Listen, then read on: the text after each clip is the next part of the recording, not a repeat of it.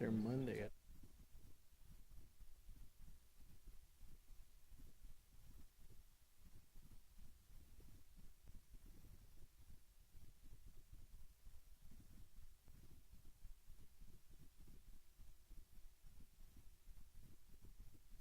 I printed out the minutes.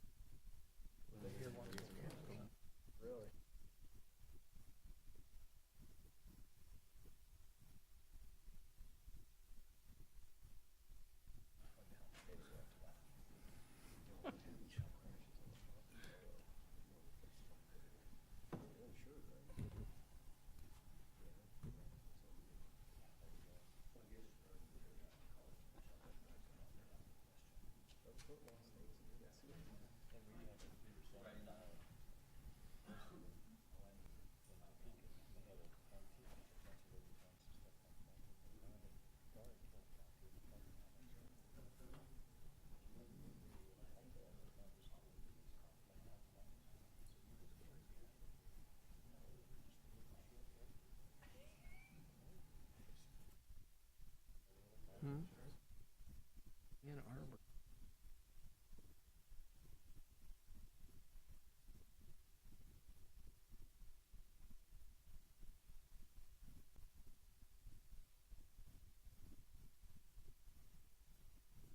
Sounds cool.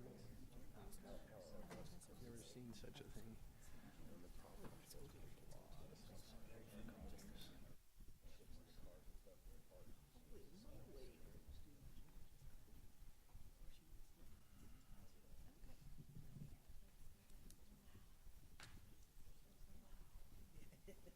Okie dokie.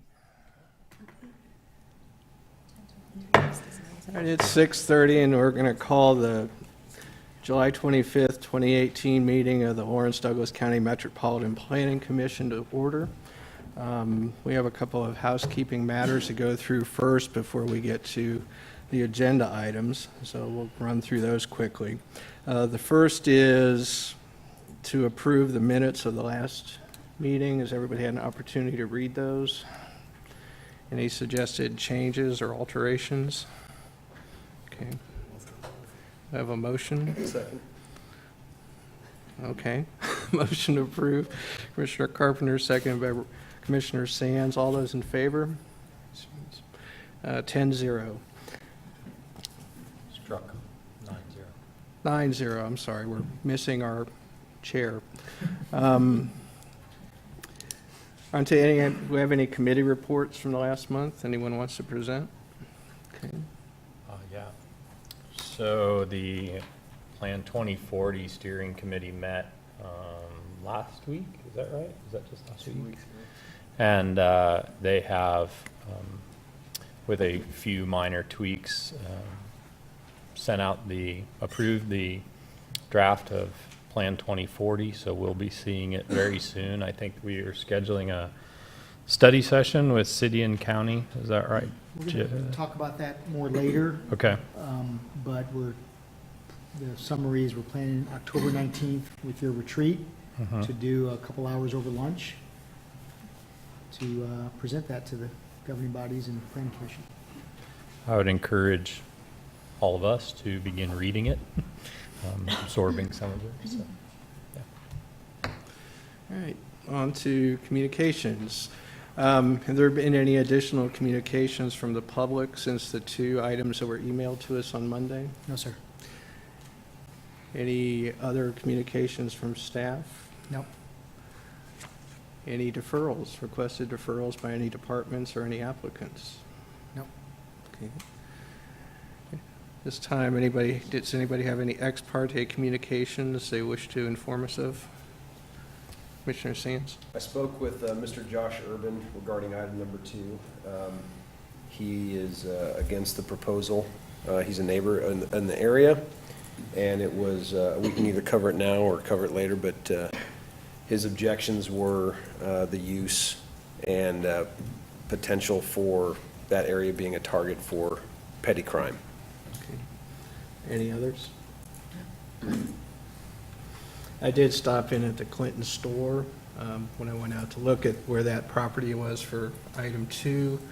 And 2 individuals in the store said that they had been at the public meeting and basically expressed to me some of the issues that are contained in the letter that they submitted as a group. Any abstentions on any items by any commissioners? Okay. All right, that brings us to general public comment. This is now up at the front of our meeting pursuant to city and county policies. This is a time for anybody that's here that wants to speak on any subject that is not on the agenda tonight.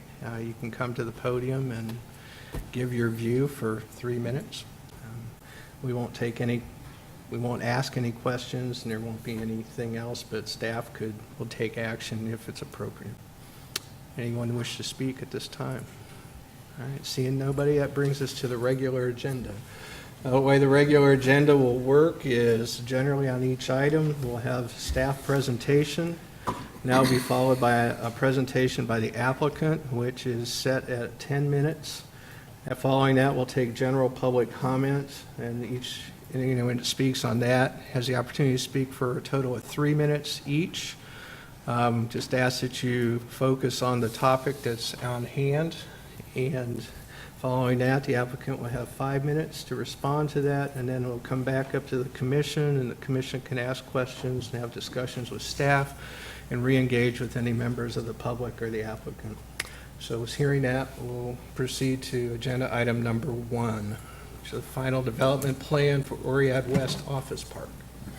Good evening, Commissioners. I'm Catherine Week, one of the planners, and I have the first item for you tonight. This is actually a revised final development plan for Oriad West Office Park. This is the general location of where this is located. It'd be on the northwest corner of Bob Billings and Walkersville. And just to give you a reminder, this is in a PID, or Planned Industrial District zoning. And this is the surrounding zoning. We're not rezoning or anything that would affect any of the zoning in the surrounding area. So the key points of this final development plan revision, it's a modification to an approved plan. The latest revision was in 2004. It does propose an 11,800 plus or minus square foot building in the place of 2 buildings that were previously approved. It would be in the same location, just 1 building instead of 2. The square footage is slightly less than what was proposed in the original, or the most recent approved plan. This is to give you a general idea. The purple shaded areas are the previous approved final development plan, showing exactly where those 2 buildings were located. It's kind of to the northwesterly quadrant of the roundabout there as you go around the roundabout. And this is the proposed location of the single structure. As you can see, it's basically the same area, just a slight reconfiguration going from 2 buildings to 1 building. This particular revision, the factors to consider in any final development plan is the conformance with the previously approved final development plan, Horizon 2020, subdivision regulations, and industrial guidelines for the industrial district. In looking at this, the analysis included whether or not this obviously was a modification to an approved plan, which it was. This is a new single structure in place of 2, as I previously stated. The completion of the previously approved parking area that abuts this quadrant of the development will also be completed with this proposal. There's no changes in circulation or access or infrastructure at this time. This will show you exactly where that parking area is, and this is the shape of the new proposed building. Again, all access, circulation, and easements for infrastructure are the same and already exist in the development. So the only condition we have is that we will need a signed site plan performance agreement prior to moving forward. And if appropriate, if the Planning Commission approves this revision to the final development plan, the next step would be building permit applications. And staff is recommending approval of this final development plan, subject to the condition that I noted. I'm happy to stand for any questions. Thank you. The applicant like to speak?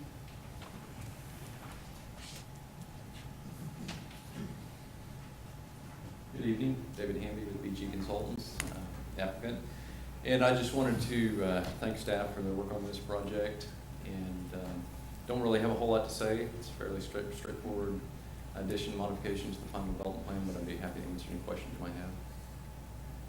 I think we'll see if we have any members of the public wish to speak on this item. Even though it's the non-public item, we generally let the public have their piece. If you do want to speak, just ask that you limit it to what the subject on hand is, like I said before. Okay, seeing nobody, I guess we'll close that section and bring it back up to the commission. Anybody have any questions for staff or the applicant?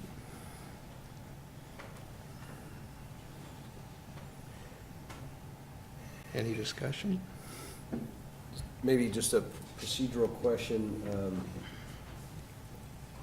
There's a staff recommendation for a preliminary development plan and then a staff recommendation on the final development plan. So are those two separate motions? Yeah, we saw that earlier. That is not, there is no preliminary development plan Okay. revision with this one. It's just the final development plan. And Okay. there was a new uploaded staff report in the packet. Okay.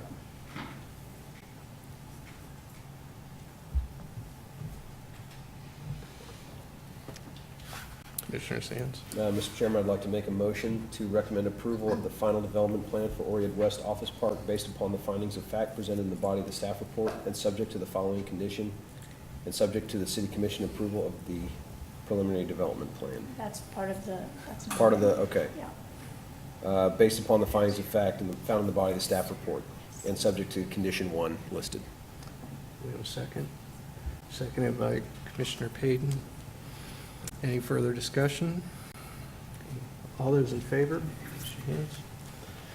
Passes 9-0. Thank you. Go on to item number 2. A conditional use permit for Wakarusa Boat and RV storage at East 550 Road and North 1190 Road.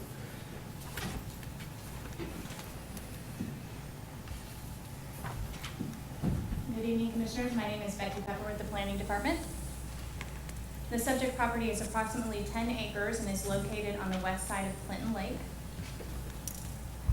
The conditional use permit is for the development of a boat and RV storage facility. The property is zoned agricultural district, which does permit the boat storage use with the approval of a conditional use permit. The property is adjacent to East 550 Road and North 1190 Road. And access to the development would be from North 1190 Road.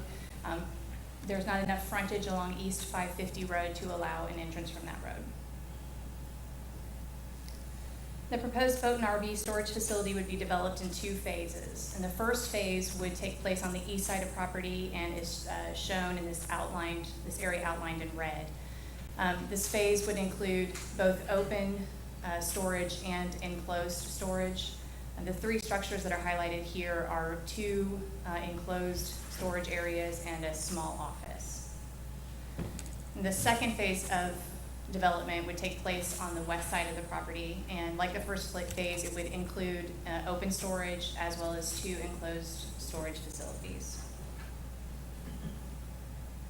The zoning regulations, the county zoning regulations can specify specific design criteria related to conditional uses. And for the boat storage use, the county zoning regulations specify that the use be screened from public roadways and from residentially zoned properties by by either a view reducing wall, fence, or landscaping. So this slide here shows the proposed trees that would be added along the street frontage. Those are highlighted in green. It also includes an 8-foot tall chain link fence. One of the recommended conditions of approval is that the trees be moved so that they're on the street side of the fence. And the other design standard related to the boat storage use is in relation to open storage, and that open storage is not permitted in the required setbacks. And this slide here is showing the proposed site plan and the setbacks, and those setbacks are shown in that red diagonal shaded area. So staff a recommendation of approval is that the open storage be removed from the front and rear setbacks, which are the west and east property lines. And by doing so, by removing that open storage from the front and rear setbacks, there would be no more open storage located within those required setbacks, and then the development would be compliant with the design standards. So the next few slides, I want to provide a brief summary of the findings of facts that are listed in the staff report. The subject property and the surrounding area is zoned agricultural district. The property is surrounded by agricultural and rural residential land uses. The unincorporated town of Clinton is located to the east, and then further east are Clinton Lake recreational facilities that are located adjacent to the lake. The subject property is adjacent to 2 roads that are classified as major collectors. These roadways are connected to a transportation network that provides access to the area and to the lake. The natural features in the area include Clinton Lake, woodlands, floodplain, which is shown in this highlighted pink areas, and high-quality agricultural soils, which are these yellow shaded areas. And while these natural features are located within the area, there are none of those natural features are contained within the subject property.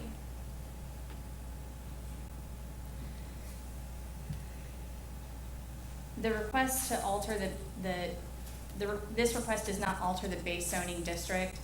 Therefore, the suitability of the property for agricultural uses is also not altered. Examples of land uses that are permitted in the agricultural district include farming, gardening, and plant nurseries. And then non-agricultural land uses that are permitted include residences, churches, home rural occupations, animal hospitals, and commercial dog kennels. Regarding the time the property has been vacant, aerial photography indicates that the property has been vacant since at least 1937. Other 2 criteria that we looked at with our review are the detrimental effects that removal of the restrictions would have on nearby neighbors and the relative gain to the public for denial of this conditional use permit. In staff's opinion, the negative impacts are minimal. One potential impact of the use could be increased traffic. However, the use is expected to be fairly low impact, with the only activity being people dropping off or picking up their boats and RVs. It's also anticipated that the use will be seasonal in nature, and that the activity will most likely occur between late May and early September. And then, as discussed in the staff report in more detail, the frequency of trips generated during those months is not anticipated to be high. Another potential impact is inadequate property maintenance, and this could occur if the property were allowed to become overgrown, or if items other than boats or RVs were allowed to be stored on the property. The conditional use permit is an enforceable tool that can be used to address any issues or any maintenance issues. And staff recommends that the CUP is reviewed every 5 years to assess any issues or changes in the approach. And this is listed as a recommended condition of approval. And then finally, it's reviewed for conformance with the comprehensive plan. The plan recommends that uses in the rural area be compatible with agricultural uses, and that the design be consistent with the rural character of the area. The agricultural district allows open and enclosed storage of farm materials, products, and equipment. And also the boat storage design standards create a development that's compatible with the surrounding rural area by prohibiting open storage in the setback and by requiring screening. The staff recommends forwarding the conditional use permit application to the Board of County Commissioners with a recommendation for approval based on the findings of fact in the staff report and subject to the conditions of approval listed in the staff report. And with that, I will stand for any questions. Any questions for Becky, or we want to wait until after we hear the presentation? Thank you. Thanks. The applicant wish to present? Thank you for having me. I'm Jason Fike. Becky covered everything pretty well there. I'm here representing the Wakarusa Boat and RV Storage LLC as the owner and operator. She described the location. Briefly, a little bit about the business and ownership. I'm a family man. I'm married with 3 young children. The facility will be a family business. My wife and I will own and operate the business. We will be present and run the business ourselves. We will not be absentee owners. My wife and I are simple working class people. I'm not originally from this area, but I did grow up in a small farming community like Clinton, Kansas. I'm just an old country boy. I'm from a small town in Texas. My wife grew up in Baldwin City on a farm. She lived here in Lawrence for 10 years. She attended KU briefly, but ultimately graduated from Washburn University in Topeka. I currently work for the railroad. I spent a number of years working as a railroad welder. I recently switched positions and now I'm a locomotive mechanic. I'm currently a business owner. I own residential real estate in Kansas City. I've owned other successful businesses in the past. My family and I currently live in Kansas City. We're 55 minutes from the proposed location. However, if the CPU is granted, we plan to move closer to the area. I want to clear the air on any assumptions or misconceptions about this facility and its ownership.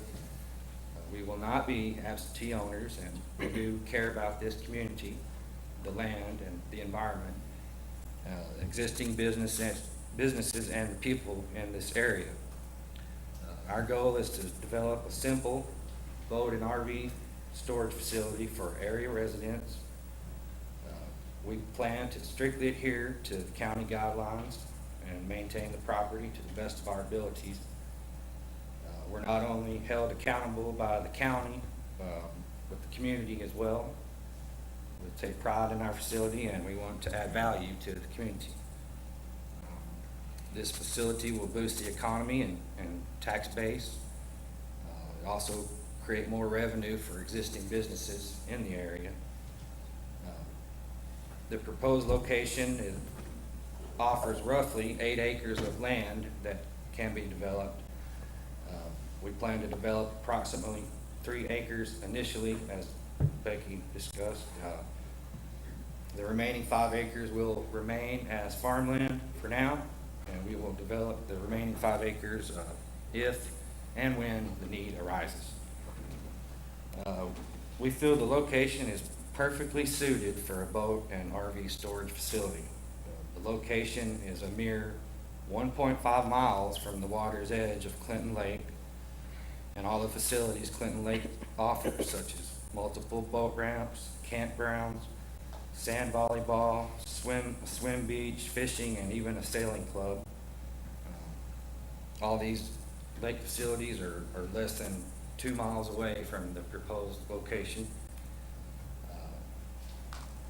Just to touch a little bit more about the storage business and facility, we will offer covered and uncovered storage for boats and RVs.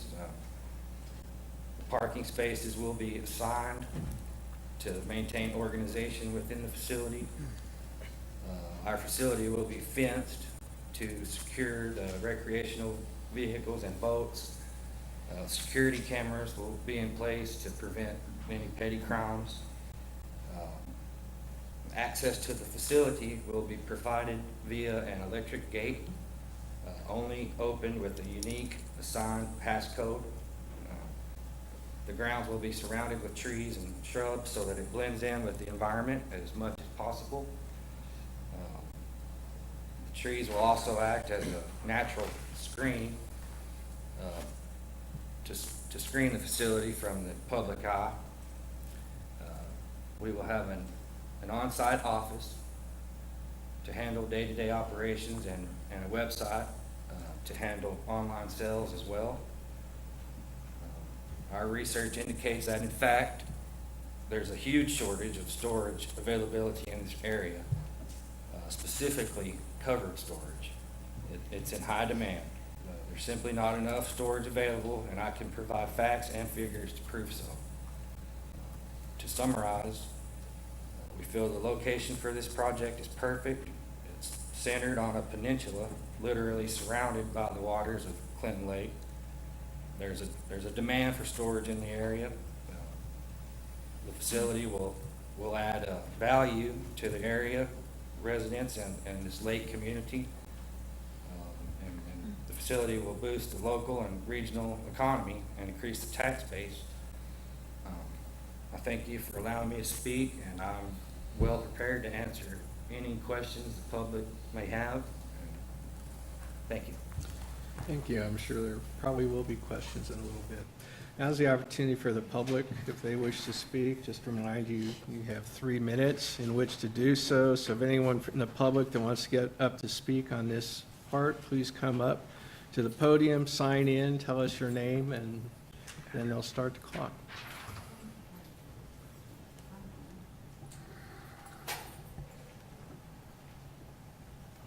Don't forget their address. You said sign in? Yes, if you name and then state your name and address, so we get that on the record, and then, All right, my name is Winona Dieter, and I'm at 608 North 1190 Road. I'm just kind of down a little bit from where this proposed site would be.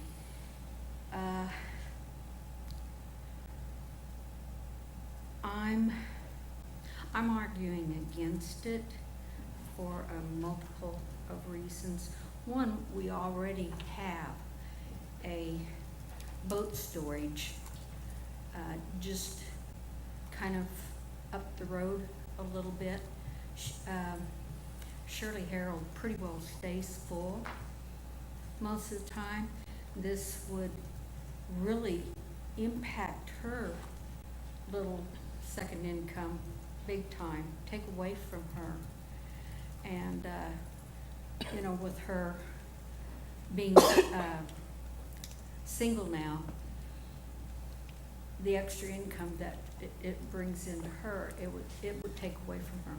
Also, too, the wildlife that we have going through there, you know, the deer and the wild turkeys and the fox and stuff like that, we would be taking away from their natural habitat. They talk about all the screening and the fencing and the stuff like that, but still, you can't replace what it is that they would take away from. And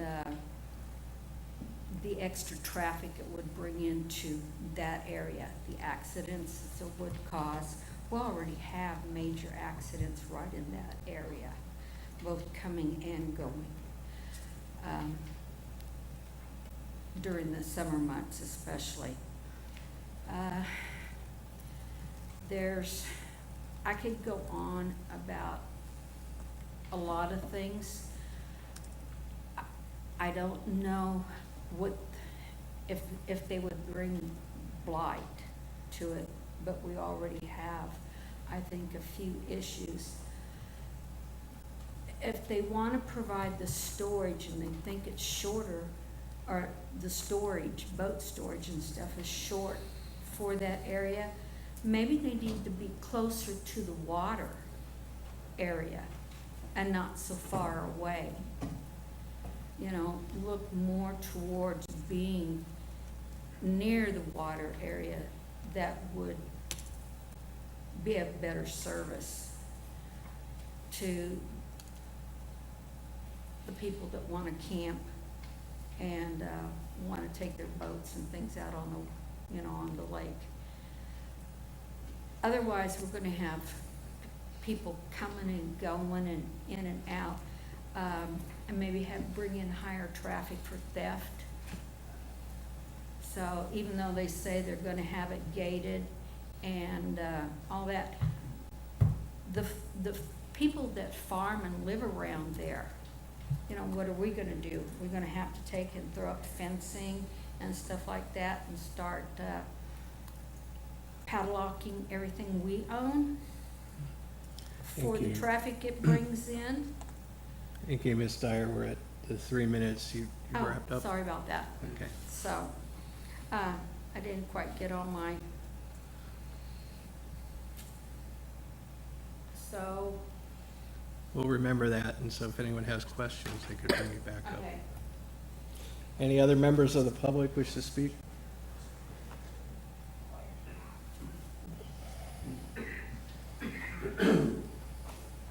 My name is Gregg Shanklin. My wife Susan and I reside at 1187 East 596 Road. So we're just down the road from the proposed site. And I just have 2 points to make. I'm going to read from my notes to make sure I stay under 3 minutes here. And as I count from the site plan, there is potential for 142 Class A RVs on this site, and that's just in the uncovered parking, so it doesn't include the covered parking. To be clear, RVs are big and unattractive, and obviously meant to be enjoyed from the inside, not the outside. Each Class A RV is figuratively as big as a house and literally as big as a Greyhound bus. So I'd like you to just imagine 142 Greyhound buses on the site, if you would, please. To give you a sense of the magnitude of 142 Greyhound buses, the Port Authority of New York and New Jersey, in Midtown New York, where all the bus traffic from out of state comes into Midtown, only has 223 spaces for buses. So this is a big site with, you know, the potential for a couple of hundred RVs, and it ought to be located in an industrial warehouse district, not in our residential farming community. My second point is the demand for this facility, while created in small part by the owner's desire to park near a lake, is likely driven by the fact that owners are prohibited from parking their RVs in their own driveways or in their own side yards, either by their homeowners association rules or local ordinance. So we're being asked by someone who doesn't live in Clinton, for the benefit of people who also live elsewhere, to bear the burden of their unsightly exteriors of their leisure vehicles. Vehicles that they likely couldn't park in their own neighborhoods, they want to park in ours. And so, thank you. That is my opposition to this proposal. Thank you, Ms. Strickland. Any other members of the public?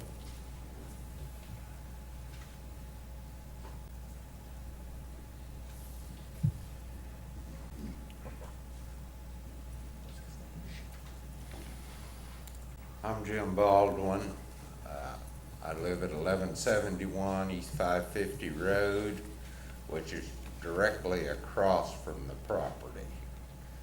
And a little background, I spent 30 years on the Douglas County Sheriff's Office, and it's a public safety issue is my biggest, and where they're wanting, the way I see their plans, it's gonna be, I'm guessing, 300-400 feet just over the crest of the hill, the driveway into this property.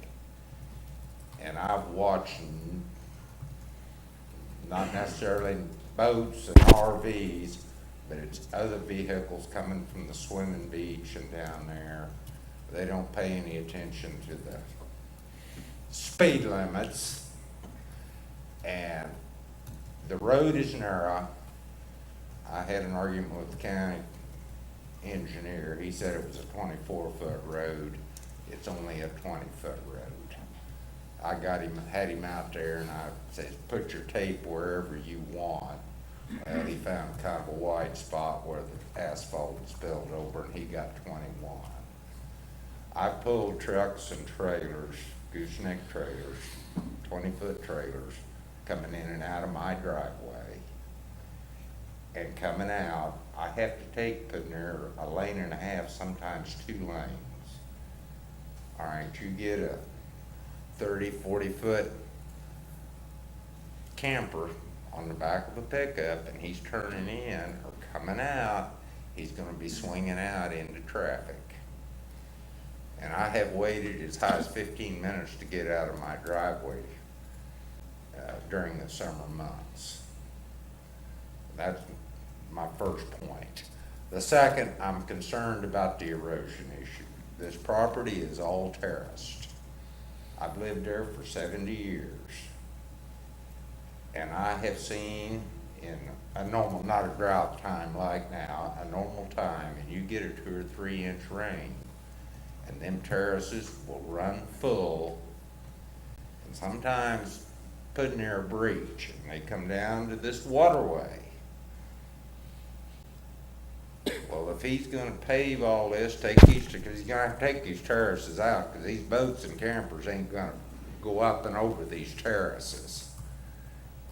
That's gonna create a lot of water coming off of there, and the people down below are gonna suffer. There's gonna be a major erosion issue. If there ain't some kind of holding pond or something built. And besides, it's right across from my house, and I kind of like to sit on my porch in the evenings and watch the crops grow. Thank you.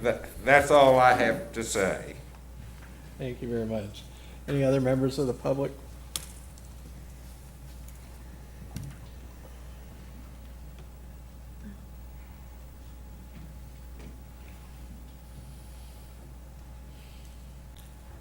Thank you very much for listening to all of us this evening.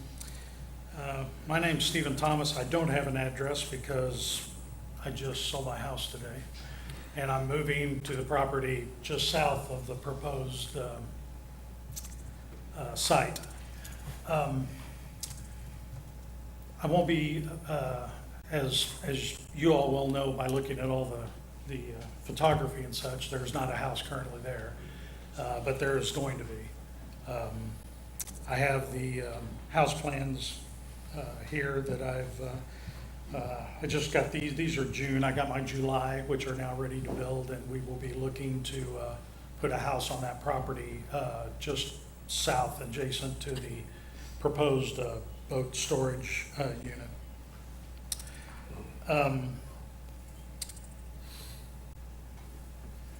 I guess my first concern is with the layout of the storage unit, means that our house will be on the south side of this. There does not seem to be any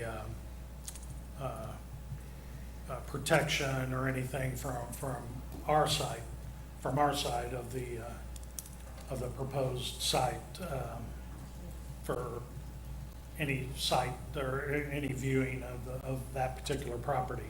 There seems to be plenty of protection put up on I think it's the north and the west side, but nothing on the south side. So I wanted to make the committee aware of the fact that we will be putting a house on there at some point, probably spring of 2019, or we may begin to turn ground fall of 2018, depending on when the crops are taken. I'm also just so you know, just a small town person myself. I came from a small town around 7,000. My wife's graduating class was in the 30s. She's a 1990 graduate of KU. My daughter is also a graduate of KU. 2008. And she also, I might add, has her master's degree. So very proud of her. We have 4 young grandsons, and we're looking forward to spend the rest of our lives in and around this community and on this site. So I would appreciate it if the committee looks at the way that this is being laid out. I apologize for my speaking. I'm not a very good speaker. I wish the committee to review closely how this is being laid out and to take into account the property on the south end also. And if you do, in fact, approve this bill. Thank you very much. Thank you.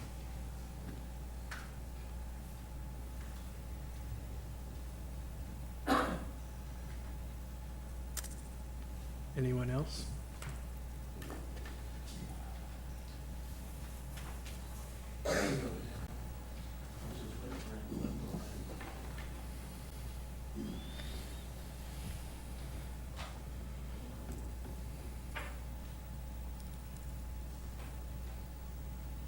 Hi, I'm Marilyn Colvin. I live at 484 North 1050 Road. I represent Charles and Margaret Hodges Trust. Our land is directly to the south and to the east of this, adjoining on the east side. And my concern is safety. Jimmy is right. There are times we can't get pulled out on our road for 15 minutes as the traffic's coming on Friday or going home on Saturday or Sunday. So I worry about that being a narrow road and adding more traffic to it. Also, that is a crest of a hill, and we've had to pull farm equipment out off of that road, and we've had to sit there quite a while, and that's directly where you're putting the entrance to that land. So I do have some concern about the safety of the entrance there. The other thing is, there's a lot of bike riding that goes on that road, and that is a narrow road. So you're adding more traffic onto it. And probably the other thing I worry about is, Clinton is a cul-de-sac. That is one road in and one road out. So the more traffic you put on there, the more accidents you have. We have a fairly elderly community, so we need to get ambulances in and out and things like that. So I do worry about the traffic that's going to be placed on that road. I don't know if studies have been done to the numbers of that, but it's a narrow road. It's at the crest of the hill for the entrance. And I worry about the safety aspect for the location of it.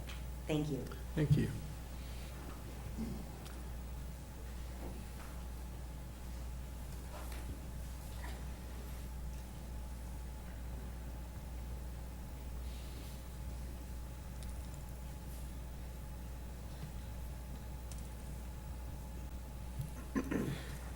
My name's Jared Paisley, and I live at 603 North 1190 Road. But me and my wife, we own ground right next door across from where this proposal is going to be at. And my mother-in-law lives there. I've lived down in this community for the last 20 years. And in those 20 years, I've been over at Clinton's store quite a bit. And I've got to know a lot of the people that camp down there. And not one of those campers have ever asked, where's the nearest boat storage facility? We got one across the lake. I think someone mentioned Shirley Harold's. And it's not even full. It's half empty. We got one over at Clinton Lake on the other side of the lake. I've been by it many times, and it's half empty. And I don't see how this is going to contribute to our community one bit. I don't see how it's going to add any value to our community. Tax base, what taxes are we going to get? You know, my neighbor Jim, I've been up on his porch many times, and we can't even get the law out there to even patrol the speed limits out there. I mean, the last several weeks, seen several accidents out there, and and where they want to put this, it is at the crest of a hill. I want to ask all of you, would you want this right in your in your yard? I have yet to see the county commissioners vote no for anything. And I hope you guys will, table this and talk about some more. Thank you. Thank you. Any other members of the public that wish to speak?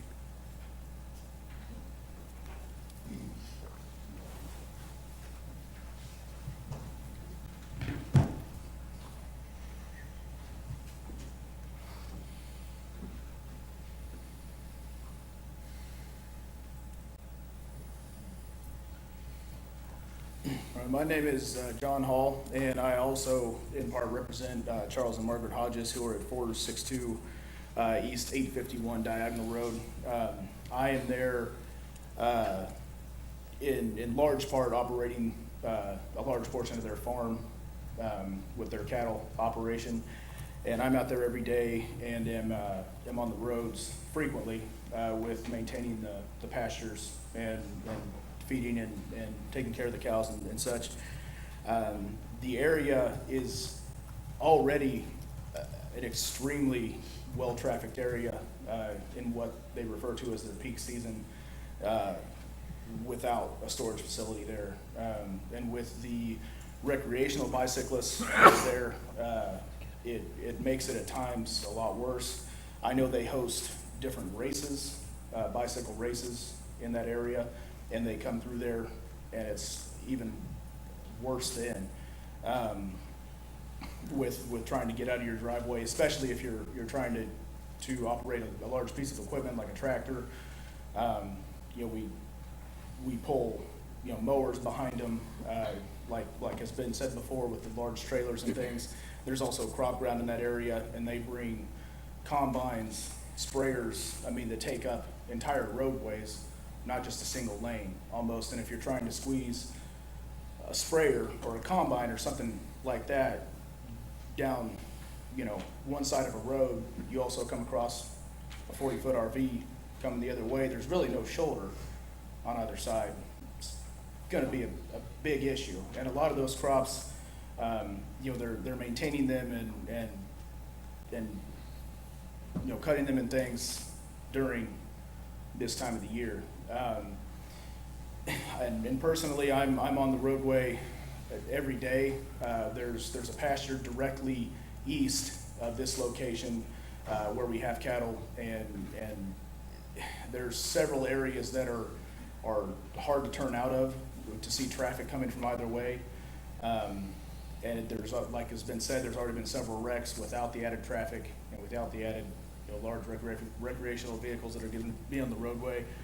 And it's the main point I want to make is the safety hazard that's going to be added out there to the community. I think it's just going to create more wrecks and more havoc than is already out there for the people there. So that's all. Thank you. Any additional comments?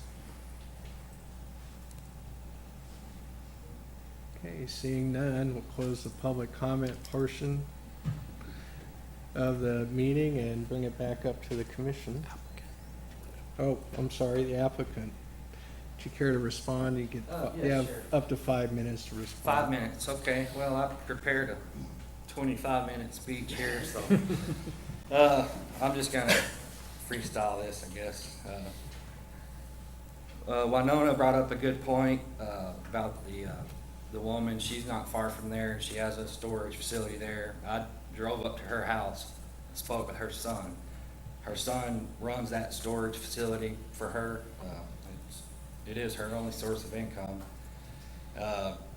He stated to me that they are nearly all the time full. He said he's never turned anybody away. He's never been max capacity, but he's always got a spot or two available. In the spring of this year, he was almost full. I walked his grounds and looked at his facility. I'm gonna be about twice what he charges, double, maybe even a little more. It's, yes, we're both boat storage, but there's, quite a bit of difference. His is just a grass field behind his house, it's what I would call economy storage, so I don't foresee his affecting his business. These storage places are full. Clinton Storage across the lake, I called her in the spring. She has 0 storage covered units available, 0. She's got buildings everywhere, none available. I've been on her waiting list since spring of 2018, and I've yet to get a call. My boat is stored there outside, not covered. When I called her in the spring of 2018, she had 2 uncovered spots available. She has a 20-acre facility, hundreds of boats and RVs there. She had 2 spots available. She said, you better get over here and get it or you won't have a spot. And I keep my boat there. So I believe the need's there. Eudora, there's a man there that has a covered storage. It's full, no availability. There's a guy named Bowman in Lawrence, full, no availability. He has 20 covered spots, full. All the way to DeSoto, full. Hillsdale Lake, there's 2 facilities there, full. 0 uncovered, available. I'm on their waiting list. I want my boat covered. It's a fairly new boat, and the sun's ruined it. It might affect his business and her business, but I don't see it, it's totally different price points. Wildlife, that is a fact of development. Traffic could be an issue. I fish at Clinton Lake regularly. I visit the Clinton store. Saw their petition in there last few weeks ago opposing this. The county's looked at the entrance. It's going to be 40-foot wide entrance, or maximum 40 foot. That's ample room to maneuver. And you just need to be alert out there. There's tractors everywhere. I mean, it's part of life in a farming community, a lake community.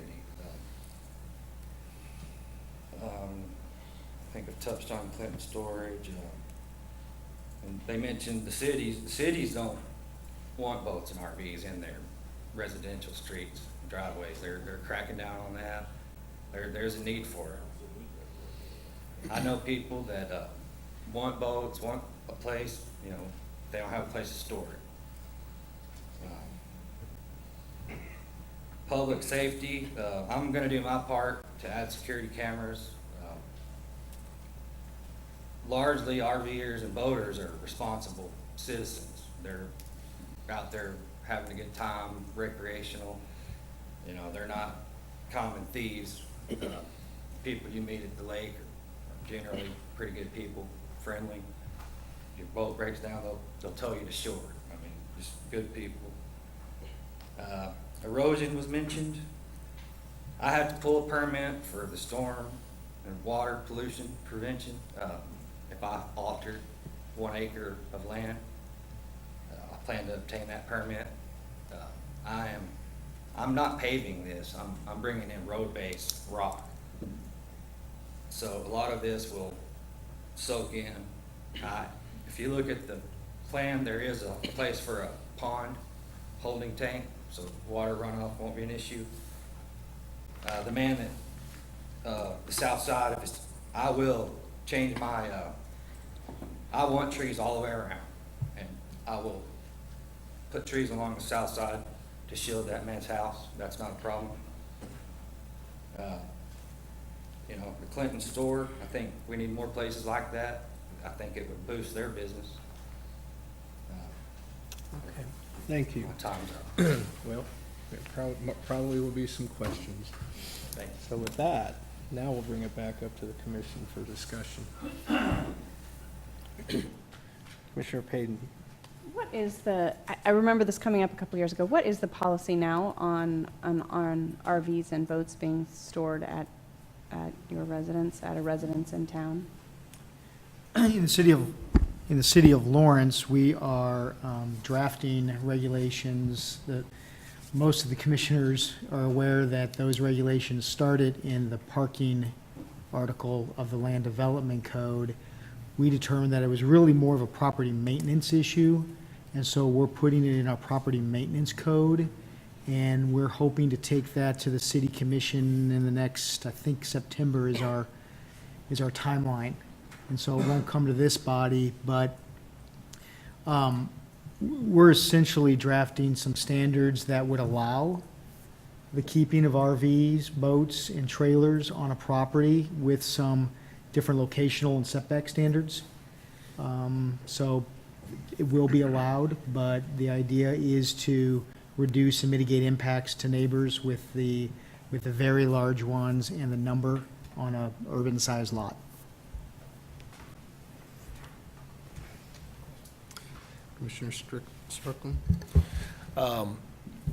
This question is for either the applicant or staff, and I appreciate your flexibility on the trees for your southern neighbor, and regarding the setbacks that are shown covering up part of the outdoor storage.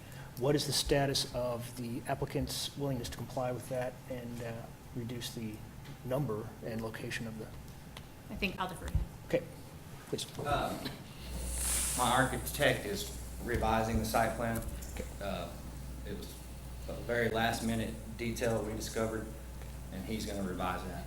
And it will be, if this is allowed to go to the next meeting, I can add those trees and the setbacks. Thank you. Commissioner Butler? Sir, in the site plan that is provided, are all of the rectangles the spaces for RVs? Well, yes, ma'am, but those are just, the spaces are 12 foot wide. If you were to count all those, that's not an exact number. It's just a more of a pictorial representation of, there's not that many spaces. Okay. That's just an icon, if you will. So the neighbor that talked about the potential for 142 Class A RVs was correct or not correct? Well, initially, I'm only gonna have about the 245-foot building, and it's got, divide that by 12, that's how many RVs I'll have. Okay. Well, I mean, they could park outside too. I haven't done an exact number on how many it'll hold. And you also said that there's a shortage of covered storage in the area. Yes. And that you had facts to support it. What facts do you have?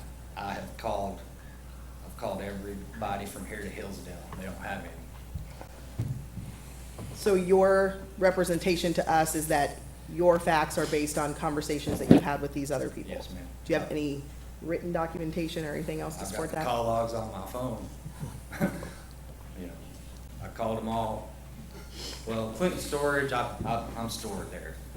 But Bowman, the guy in Eudora, DeSoto, all the way down to Hillsdale, I called them on 7/21/18, just a few days ago. No availability for covered storage.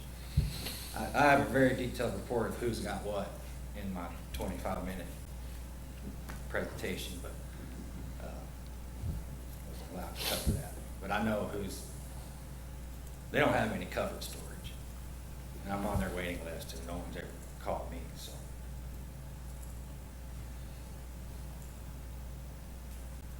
The lady at Clinton Storage told me it might be up to a year before I get into the covered unit. And that if you're not storing there, you're not even in the top of the list. You know, there's a need for it. I've called everybody. There is some availability at Lake Perry, but there's a lot of facilities around there, much bigger lake, spread out all around the lake.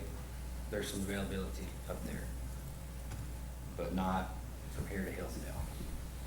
And then from the end of your proposed development to your neighbor, do you know how much space or the distance between the end of your proposed development and your neighbor going in either direction? I'm going off of what Becky has provided me for my setbacks. That goes out to the edges of the property, and then setbacks are what the county regulations. Okay, so the answer to my question. Well, I mean, I've got my plan here. I mean, if you want feet, I mean, Is that something we can put on the Elmo? I mean, it's all on here. There's a 140-foot setback from East 550 Road. I can't have any open storage from the center of East 550. That's the red zone on the left. Can't have anything there. The closest building, I believe, there is 100 foot from the center of the road. From the center of North 1180 Road I forget what it is. This is all, my architect's been working with the county on this. I don't know off the top of my head how far that is. But the neighbor to my east, it's pasture, farmland. And I'm just in coordinates with the county, setbacks, regulations, boundaries.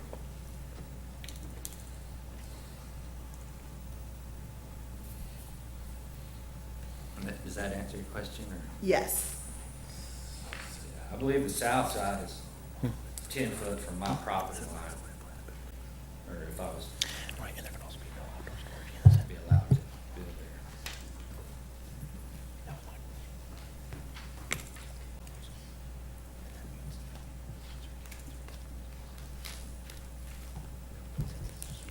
Anyone else?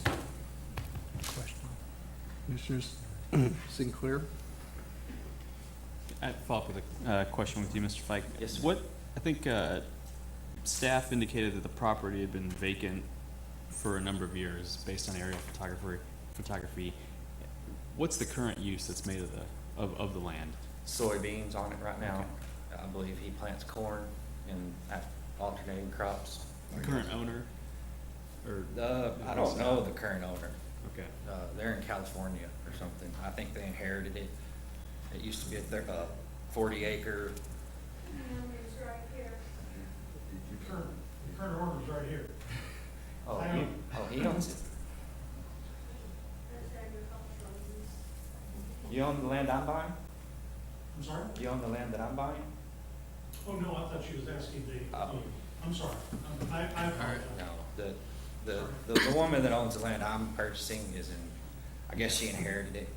It used to be part of his place, I believe, and in 1989 it was sectioned off into 5-acre plots. That's fine. I was mainly just looking to see what it was currently being used for. Oh, and agriculture, soybean. And I have a deal with the current guy that farms it. I've spoken with him. I had a quick follow-up to that to staff. The staff report said this land has been vacant since 1937.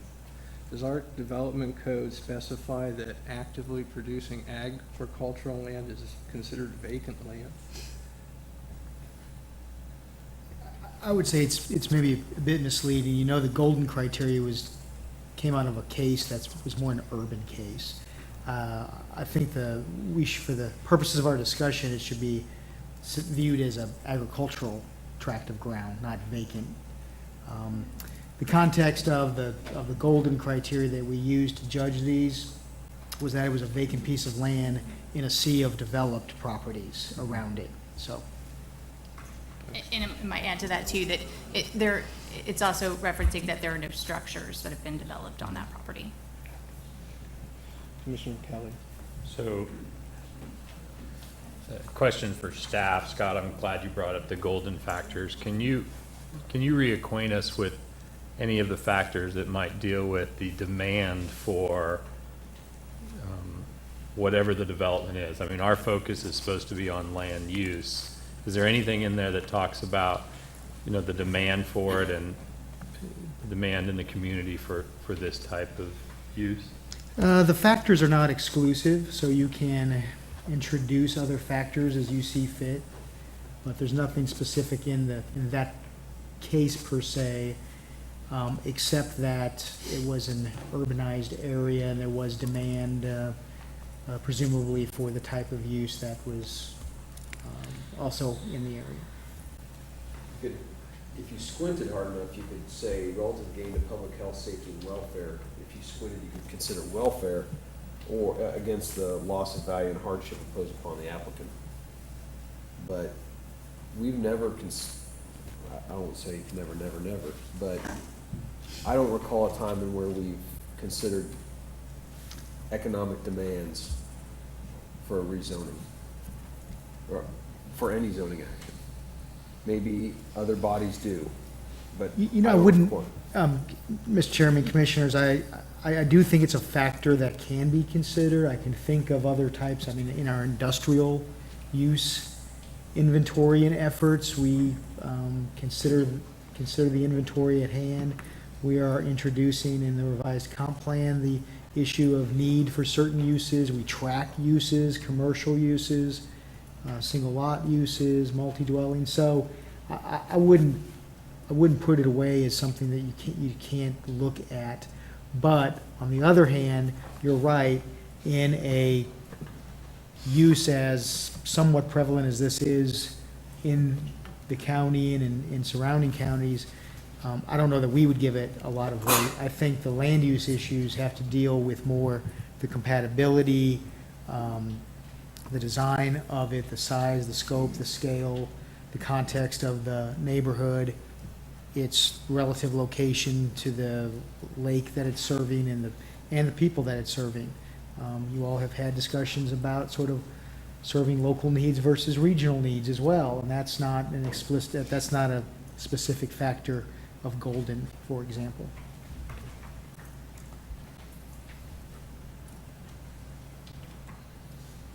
It wouldn't necessarily be rezoned though, would it? It's, the CUP is not rezoning. Correct. Yeah. Any other questions, comments? Commissioner Sinclair? A question for the staff. Are there any other non-residential or non-agricultural uses in the area? I guess excepting maybe the Clinton store or something in the township area. Predominantly around the area is the agricultural and rural residences, but then, as I mentioned, you do have the town of Clinton to the east that does have businesses there, and then closer to the lake, you have more recreational facilities. Okay.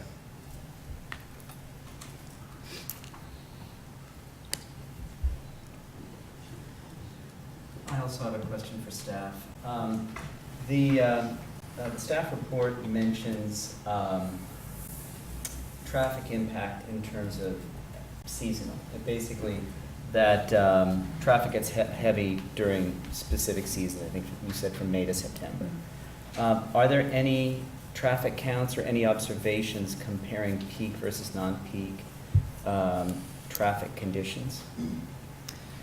Traffic impact study is not a requirement for this. The information that I included in the staff report, I did reach out to our traffic engineer, city traffic engineer, to see if there were information on trip generations. And she did provide me with that kind of most compatible use, which was the mini storage. And I don't know that that is based on seasonal. That was just based on just the peak traffic generation for that similar type use. Okay. So so the factor considering hardship imposed on surrounding landowners, is that to say, you say that the traffic counts are not a required part of the report, but is it a salient part of the report in this condition? Sorry, I don't understand your question. Forgive me. Are traffic counts, when we consider peak versus non-peak in such a rural community that basically, as one of the residents mentioned, is essentially a cul-de-sac, would you consider it, is it a salient part of considering the additional hardship that could be imposed on the neighbors? It is certainly something that we consider, and we do have, our review is, other agencies are part of the review. We do send the item to the county engineer, who is also provides comments and feedback for those uses. Yeah, I would say it very much is on point. Our conclusion from it was that it's not going to burden the area in terms of the traffic. It's often that we hear of traffic concerns. We build streets and roads to take traffic. So we didn't see it. If it were a generation of safety issues or too much traffic on the road, or we needed improvements with turn lanes, I mean, those kinds of things would be a different discussion with this. Can I add that? Wait for a question from somebody, if you could. But following along those lines, if it was determined there had to be improvements to the roadways On who would the burden of that cost fall? On the development, That's generating the use? correct. And along the same line, has this been reviewed by the county stormwater engineer at all yet? I mean, we're removing terraces on farmland, and there's a gully that runs right through the middle of this property, so it is holding and transmitting water into a floodway that was on the map. So I'm just wondering if that's been reviewed yet. Yes, I believe so. And the drainage issue that had not been something that had been made aware of prior to this meeting.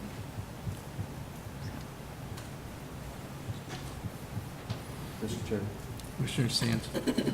Kind of wish Commissioner Willie was here, or Chairman Willie, because I think she'd have a lot of thoughts on this. But if I try to imagine some of the things that she may be concerned with, I think first and foremost in her mind would be that it is taking away agricultural land. And I think she'd have a lot of things to say about that. And that's in contrast to a lot of the values that we espouse. And it's not exactly in line with the comprehensive plan.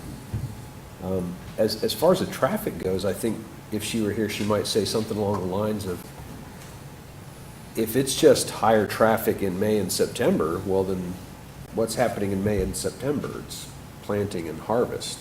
So I don't know that we can dismiss traffic as a seasonal effect, either on the community or the areas, that block or the areas around that block. I think it's a pretty significant thing to consider.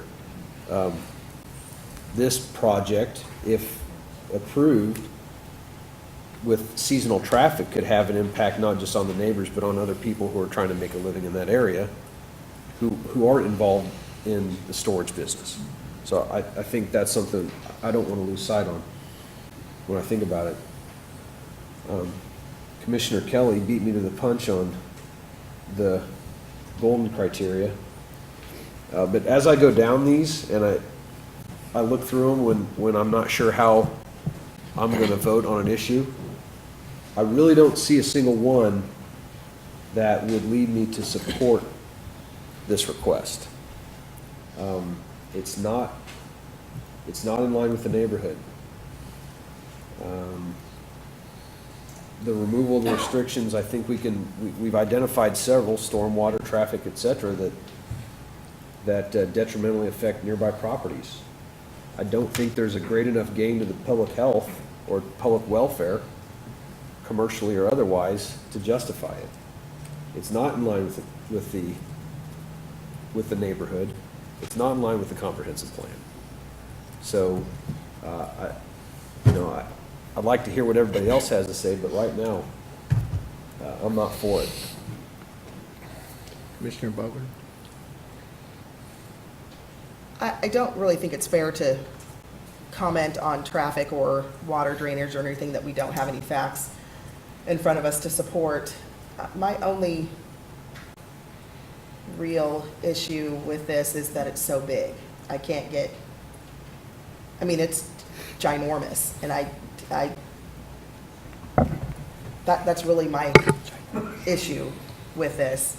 I'm always apprehensive when we have others give suggestions on how people should operate or use property that they own. So I tend to defer to the property owner, but I just can't get past how big it is.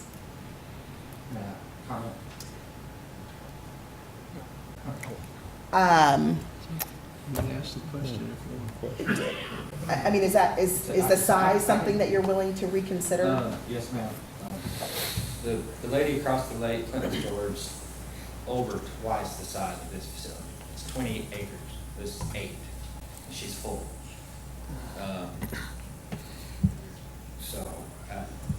Initially, I'm only developing 3 acres.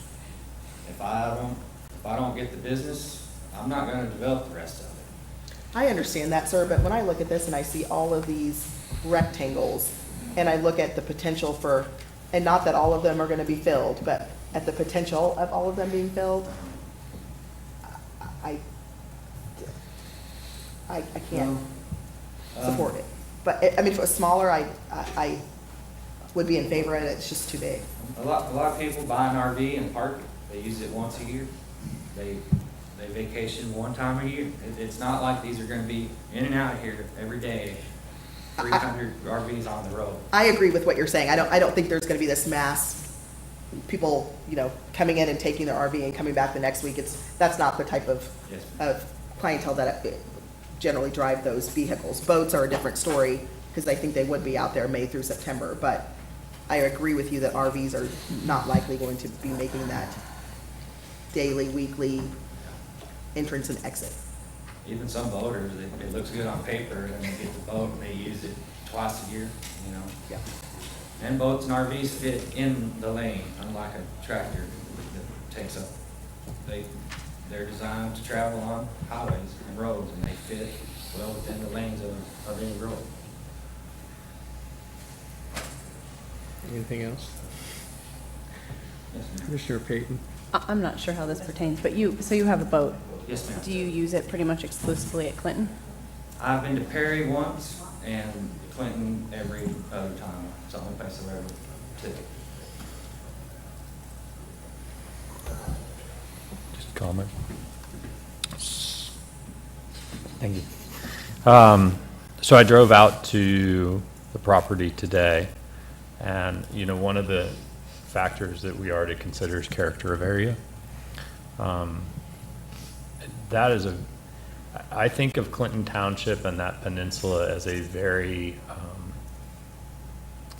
very unique and wonderful part of our community.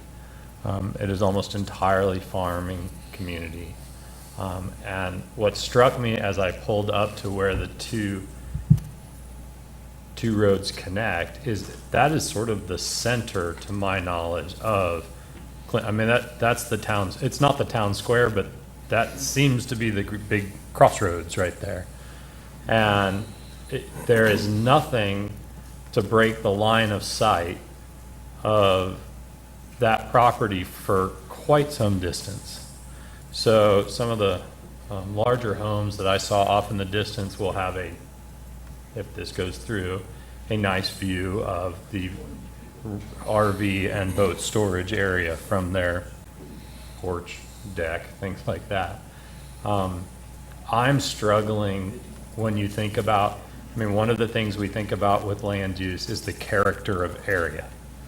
And to me, I try to visit as many of the sites as I can, and when I go out there, I envision what that would look like based on the plans we're given. I don't discount the demand for it at all. There certainly seems to be demand. I think when I look at where Clinton Storage, and I want to make sure I'm getting that one right, that's the one next to K-10, right? That's the one just off. That's the state park. Right by the state park. You know, we've got multiple roadways there. We've got, you know, just getting in and out of the park there, it's wider along there. We've got off-ramps from the highway there. So it has a different character than what I saw when I went out to the peninsula. I did drive past the other one. I think that one must be on 950 Road, because I saw that as I drove in. Is that correct? The one that's, you called it. As you go around. Yeah, okay. It sets off to the left. Yeah, it sort of sits off to the left. It's sort of tucked behind the house. There's trees there. You know, my hesitation on approving this is really character of the area, is that it will really stand out in that area. It will really be, it will be noticed for quite some distance, you know. Right across from it is a horse looked at me like, "What are you doing out here in your city SUV?" You know, and I recognized that I was probably a little out of place out there. So I just share that with our commission when thinking about the different factors that, for me, I'm struggling mostly with character of area.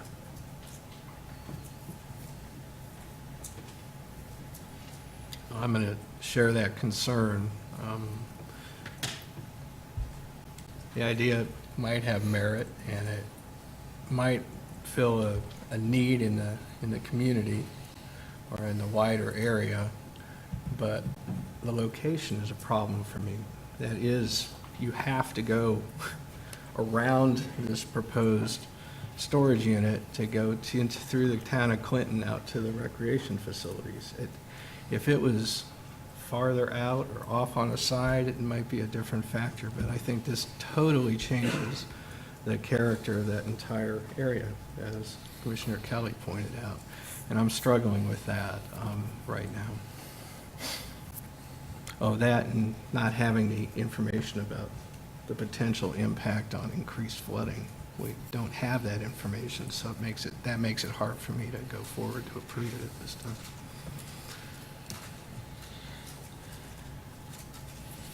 Any other comments? Commissioner Struckhoff? I share the concerns about character in the area. When I drive out there, that is an important intersection aesthetically and in terms of the kind of crossroads of the peninsula there. I think the idea of boat storage out there is of course a good one. We have taken pains in the past to make sure that proposals that we entertain around the lake reflect our desire as a community that those parcels be used for lake uses and not other things. We, as a community, have demonstrated our importance and the value we place on maintaining our lake area for lake uses, for residents, agriculture, and lake-related uses. And that includes marinas and boat and RV storage. And so I like the idea of this use out there. I appreciate the applicant's flexibility and willingness to adapt the plans. I share concerns both commissioners before me about character, and the other thing is I would like to see more information about the stormwater issues and things like that. It was good to hear that you don't plan to pave there. I do also share Commissioner Butler's concerns about the scope of the project, proposed project in that location. I do think it's a good use. I think it's a good use for the area, but for that site, I am also struggling with the size and the lack of some of the data we would normally have regarding stormwater. And so that's making it difficult for me to support it at this time. I think with more information, or perhaps, well, certainly more information about the stormwater and things like that, I think I would have another look at this. Right now, I'm having a hard time supporting it. Anyone else? Commissioner Weaver? Well, I would say one thing, the setback thing concerns me, that you're losing, well, maybe 25% of the lots that you would typically have RVs on. So that's going to change the look of the project a little bit, I think. It's quite a bit. And would it be your intent to do more covered storage where you could go farther out, which then adds to drainage problems? Well, I can't go much further out than that. That's 140 foot there. The closest that building can be to that road is 100 foot. So I'd only can move the building 40 foot to the left. I did have a dirt man out there to look at this. All the ground gradually slopes down to the natural swell drainage area. It all goes directly down there. He's a local guy. He looked at this. We can direct all that water right down there where it's supposed to go, how it naturally goes. Right now, I drew up plans for a retaining pond to keep gravel off the neighbor, or, and it can just drain out as intended. That's a natural drainage swell area right there down the center, and it all gradually drains that way. Commissioner Weaver, can I clarify on the setback? Sure. The 140-foot setback there on the west property line, that is the setback. Normally, the open storage would be permitted in that setback, but the enclosed storage would not. But the specific design standard for the boat storage says that basically open storage has to be treated like enclosed storage. So it would not be permitted that that enclosed storage be moved 40 feet closer. It would still, everything would have to fall within that 140-foot setback. Wait, I'm sorry, can you say that again? That open storage has to be considered as closed storage, and I didn't follow that, I'm sorry. For this particular use. Right. And this is the issue why staff and myself did not catch this until late. We've been reviewing this and thinking that the open storage Was allowed. Other county Okay. uses, open storage is allowed in the setback, Okay. and the enclosed is not. But that standard basically is saying you have to treat the open storage like it were enclosed, and it has to meet the same setback requirements that the enclosed storage would have to meet. Okay. Commissioner Kelly? Yeah, I'm going to make a motion to deny the conditional use permit to deny. How did I just do that? I'm going to make a motion to deny the conditional use permit for boat and RV storage at East 550 Road and North 1190 Road. Do we have a second? I have a second by Commissioner Sands. We want discussion on that motion? Forgive me, I Commissioner have one Carter? question for staff.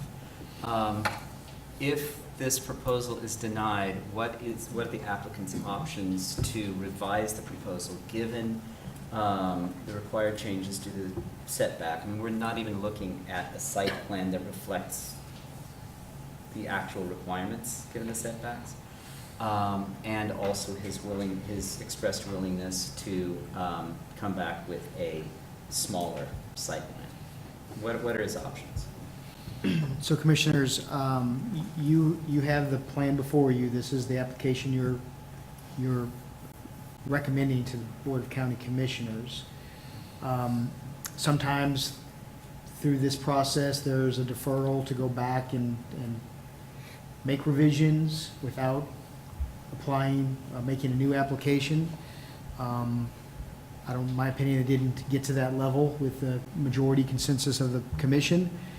From this point, your recommendation, if this is the motion that's approved, goes to the county commission for a decision.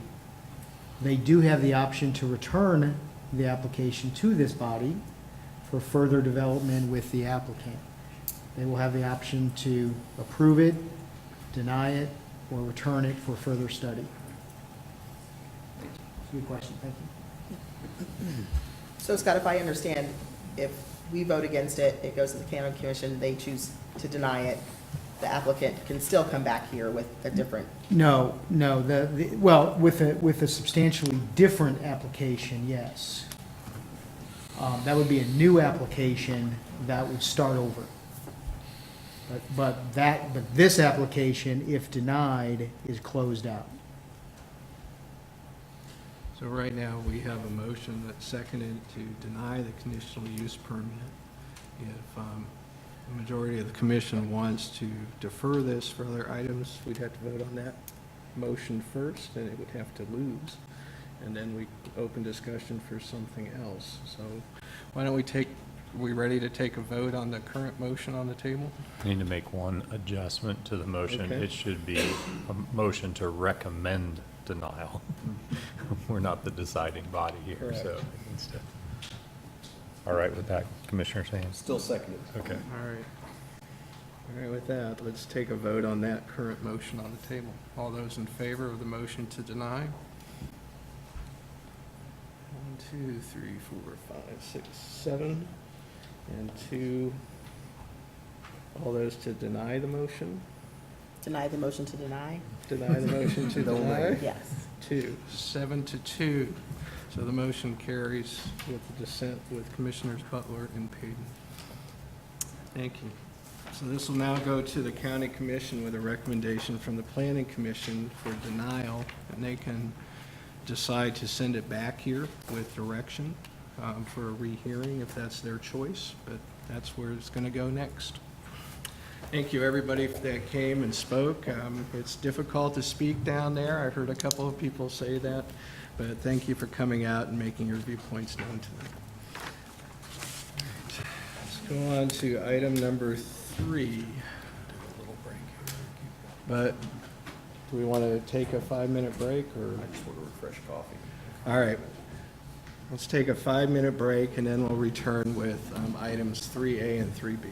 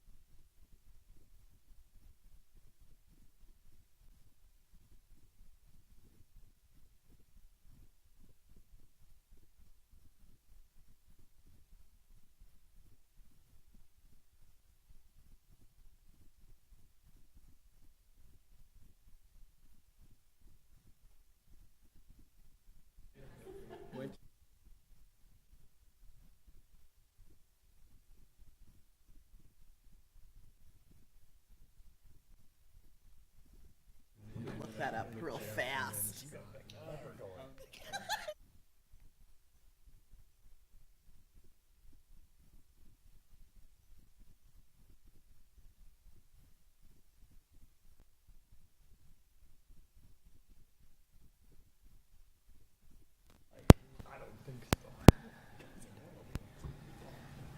All right, we're ready to resume the meeting with items 3A and 3B, the rezoning of 1710 West 7th and 1711 West 6th Street, and item 3B, the variance for 1703, 1711, 1717 West 6th Street, and 17 West 7th Street.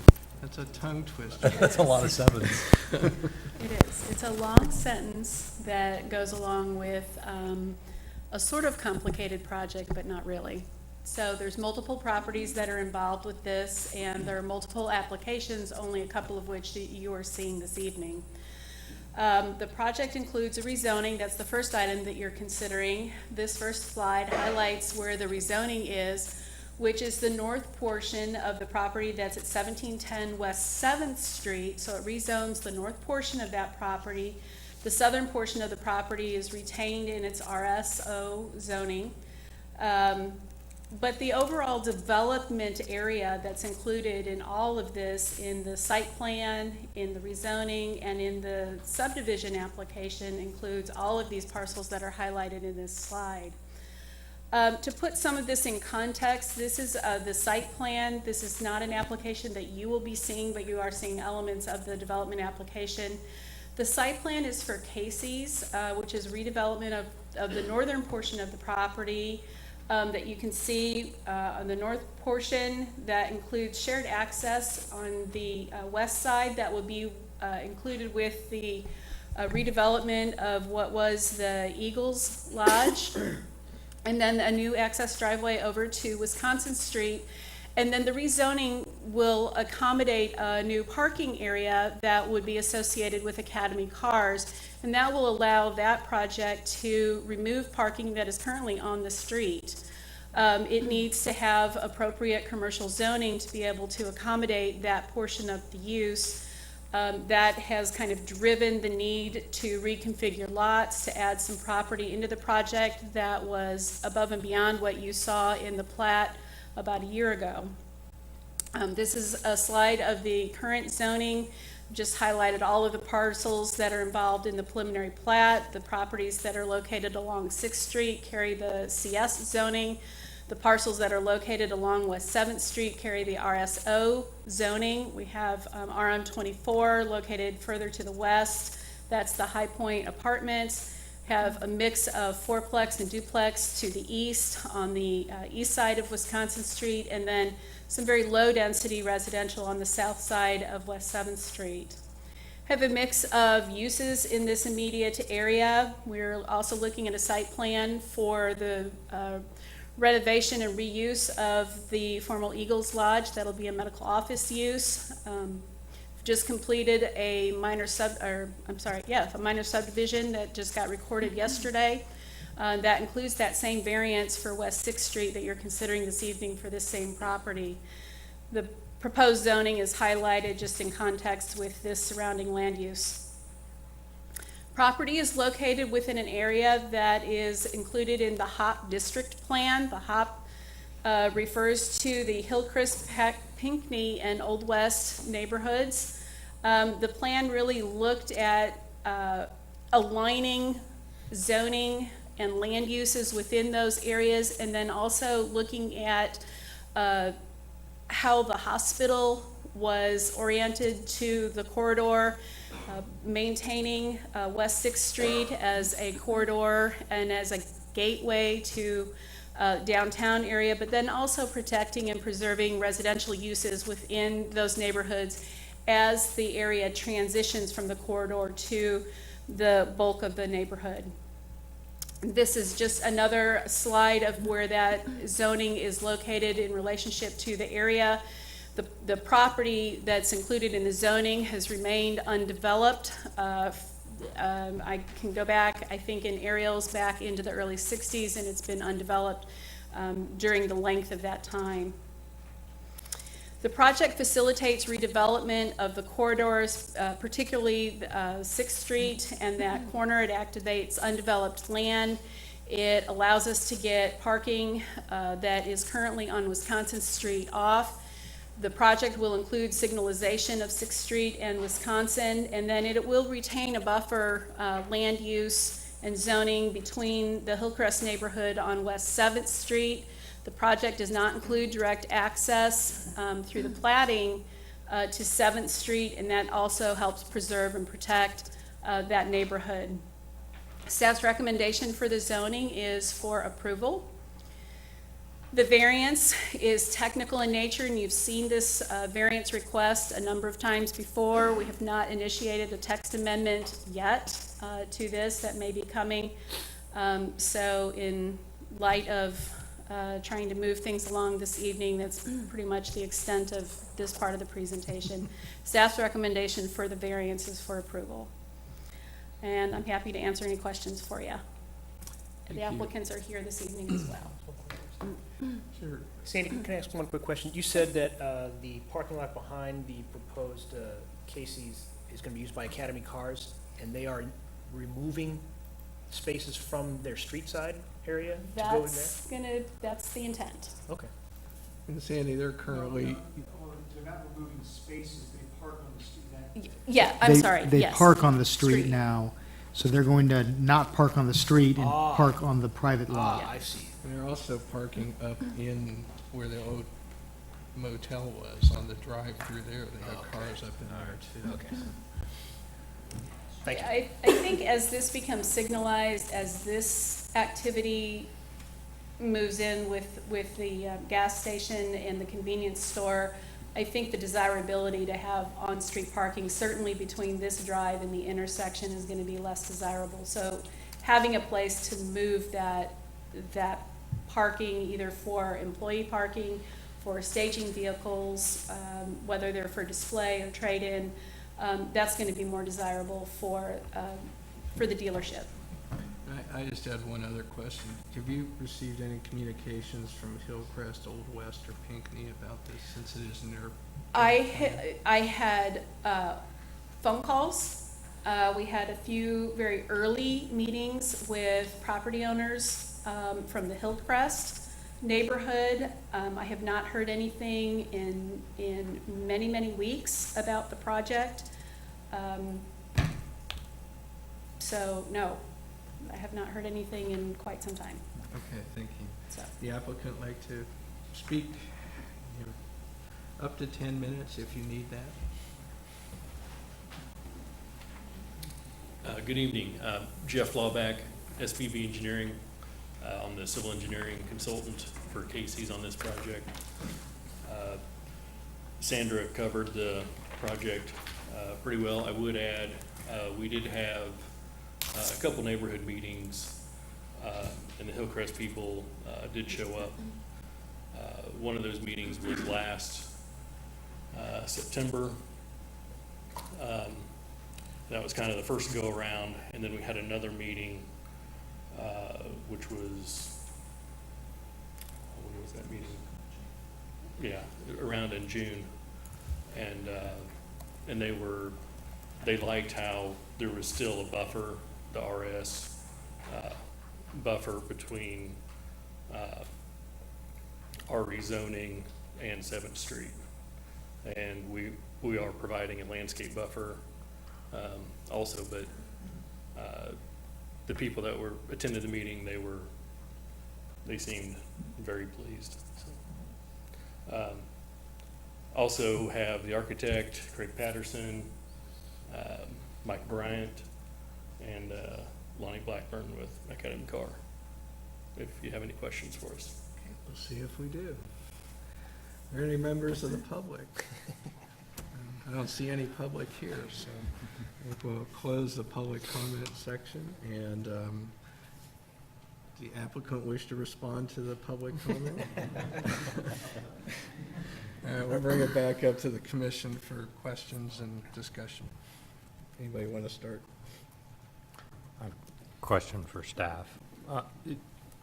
So we chose to change, your recommendation is to change this from RSO to commercial strip. Did you consider any other, did you consider any other tools like a conditional zoning, a conditional use for that or anything else? Is that, and can you share why you think this is the best one? Just because it's the first thing you thought of. There have been a few instances where we've got existing commercial strip, and there's been a project desire to expand, and we've used the same to just keep that contiguous. I think the real issue here is keeping that RSO buffer to 7th Street, regardless of maybe what zone we end up with to support the commercial parking lot. I think the other thing too is that while it expands the overall depth of the commercial strip, this particular lot depth, I think there are some natural constraints to it. So the likelihood of intensification of that lot is probably a little bit self-limiting as well. So while its immediate proposal is for a car lot, the ability for it to be developed in the future, to add a small building, again, I think there's some self-limiting factors there because that lot itself is relatively small and that RSO buffer is retained. So. Yeah, you're getting to my concern. The one concern I had there was widening that commercial strip zone, because I can see those two plats coming together, those two pieces of property coming together. I guess I'm starting to go into comment. My one thing is that the Eagles Lodge property next to it sort of is about the same width, so I just, right. So I'm trying to put that in this space. The Eagles property to the west has split zoning. It has RSO to the back with the CS to the front. So it's a little bit of an odd duck with the split zoning. The use that's proposed is allowed in both districts. They're not really changing anything, so it's going to function okay. This request, I think staff would have really had a very different response had they had the request proposed zoning all the way to 7th Street. Because that buffer would have been lost had it carried commercial all the way to 7th Street.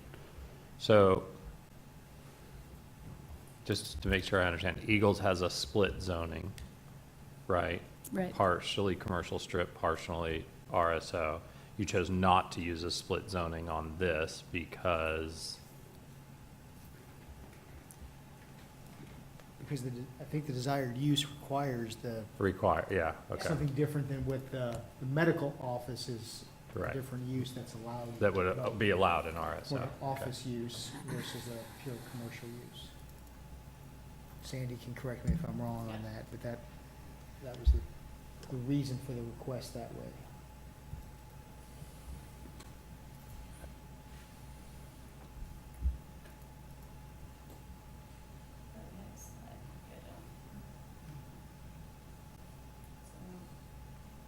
This is that medical office use, this parcel here.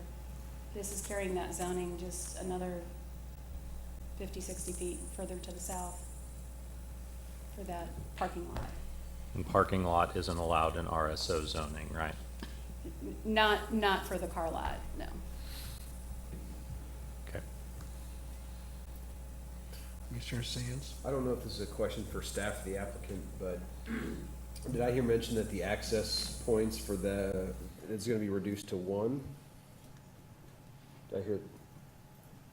Yes. Okay. Yep. Any other questions? Commissioner Carter? I have a question for staff, and it goes back to this, what is it, the Pinckney, Old West Lawrence Hillcrest, the HOP area. And your report mentioned that there had been a recommendation as part of this HOP area plan for a task force to examine transitional zoning surrounding that area. I guess I'm less interested in what happened to that, because it sounds like it was a long time ago and nothing ever came of it. but what would be an appropriate catalyst to enable that task force to be formed? I think if this project hadn't launched it, I'm not sure what the next one would be. I can speak a little yeah. bit to that. I was a land representative to the HOP task force when they created this, to the HOP. Well, the three neighborhoods came together and they had a series of meetings at the hospital at that time to develop this proposal to the city, and the task force concept came up that they were going to try to form a group made up of people from the three to talk about what land uses and such. Their primary concern was the expansion of commercial uses out from 6th Street, primarily up into the Pinckney area towards the hospital. And also Old West was concerned about more commercial coming in, and they shared that concern. And there was a lot of discussion about kind of the line in the sand with 7th Street. You know, and what uses could be between 6th and 7th, but 7th was the line in the sand. I think if it came across 7th Street, you'd probably see neighborhoods here tonight, especially since some of them, Hillcrest particularly, was at some of these meetings. So. But I think the answer is that the catalyst lies with the neighborhoods themselves. Okay. To generate that task force to, as I understand it. We have had some rezonings in the HOP area that have conformed with the desires of the plan, and so they were easy to support and be in alignment with that plan. Okay. So thanks, that answers my question. Any other questions, comments? Motion? Commissioner Struckoff? I move that we recommend approval of the request to rezone at 1710 West 7th and 1711 West 6th from RSO to CS. Forward that to the City Commission with recommendation for approval. We have a motion. Do we have a second? Seconded by Commissioner Carter. Any discussion on the motion? Seeing none, all those that vote in favor, raise your hand. Passes 9-0. We have a motion on the variance. All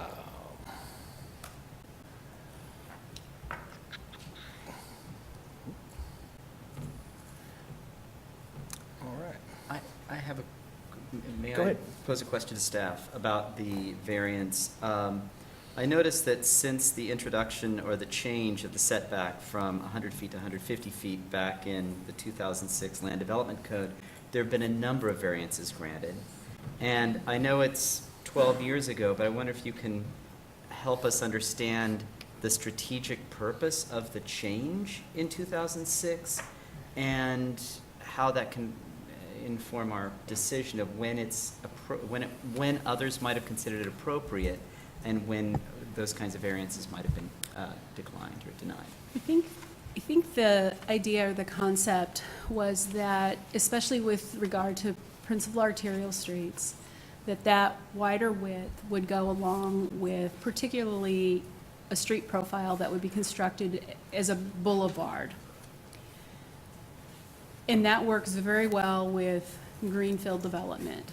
It does not work so well in our urbanized infrastructure.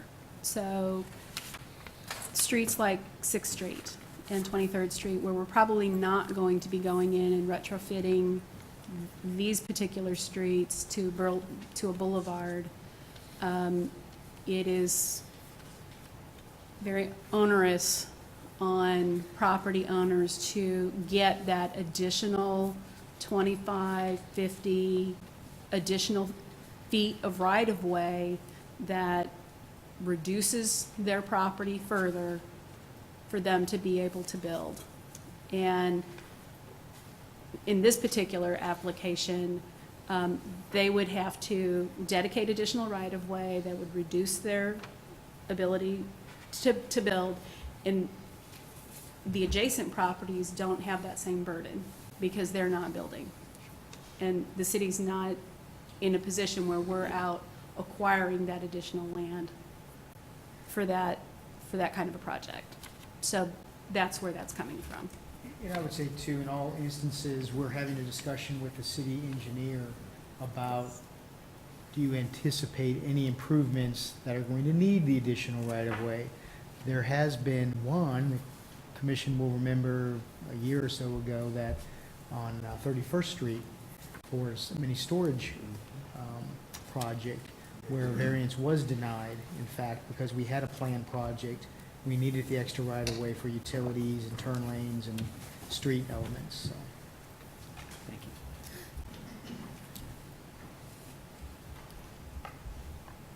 Shall we proceed with the motion? So do we have a motion? We don't have a motion yet, not for the variance. Let me make one. Entertain a motion. I move that we approve the requested variance to reducing the right-of-way for principal arterial street from 150 to 100 feet in accordance with the provisions of the Land Development Code for the property at 1703, 1117 West 6th, and 1710 West 7th. And a second from Commissioner Payton. Any discussion on the motion? Seeing none, all those in favor, please signify. Passes 9-0. Thank you. That's it. Thanks for coming, sitting through everything. Brings us to item number 4. Let's see if they come in.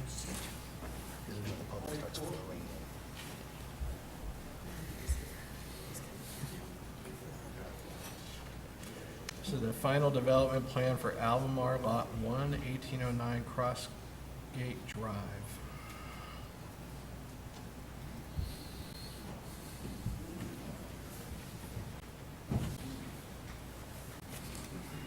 The item before you is a revision to an approved final development plan. The original preliminary development plan was approved in 2016. We did a revision to it in 2017. Came to this body. It also was required to go to the City Commission, and the construction began in 2017. Just to give you some orientation, this project included a number of different lots. The property that we are talking about, we generally refer to as Lot 1. Lot 2 is where the apartments are being constructed. Lot 3 is a lot that does not have a final development plan. There's a large tract that goes with this project. Lot 4 is generally where all of the amenities are located, the pool, the wellness building.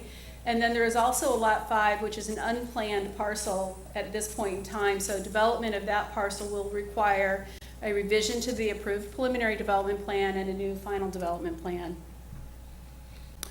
This is what the approved final development plan looked like. It was approved as a multi-purpose building. The primary intent was for the storage as a cart barn that would double as an alternative event location that would provide shelter for events such as golf tournaments in the event of rain or other similar type of activities to prevent cancellations. The building is generally located on that far western portion of the lot with access on kind of this south side connecting into that cart path. And this is what the revised final development plan looks like. It has a smaller building with an outdoor patio space. Has some additional landscaping here on this kind of south side with that connection to the cart path.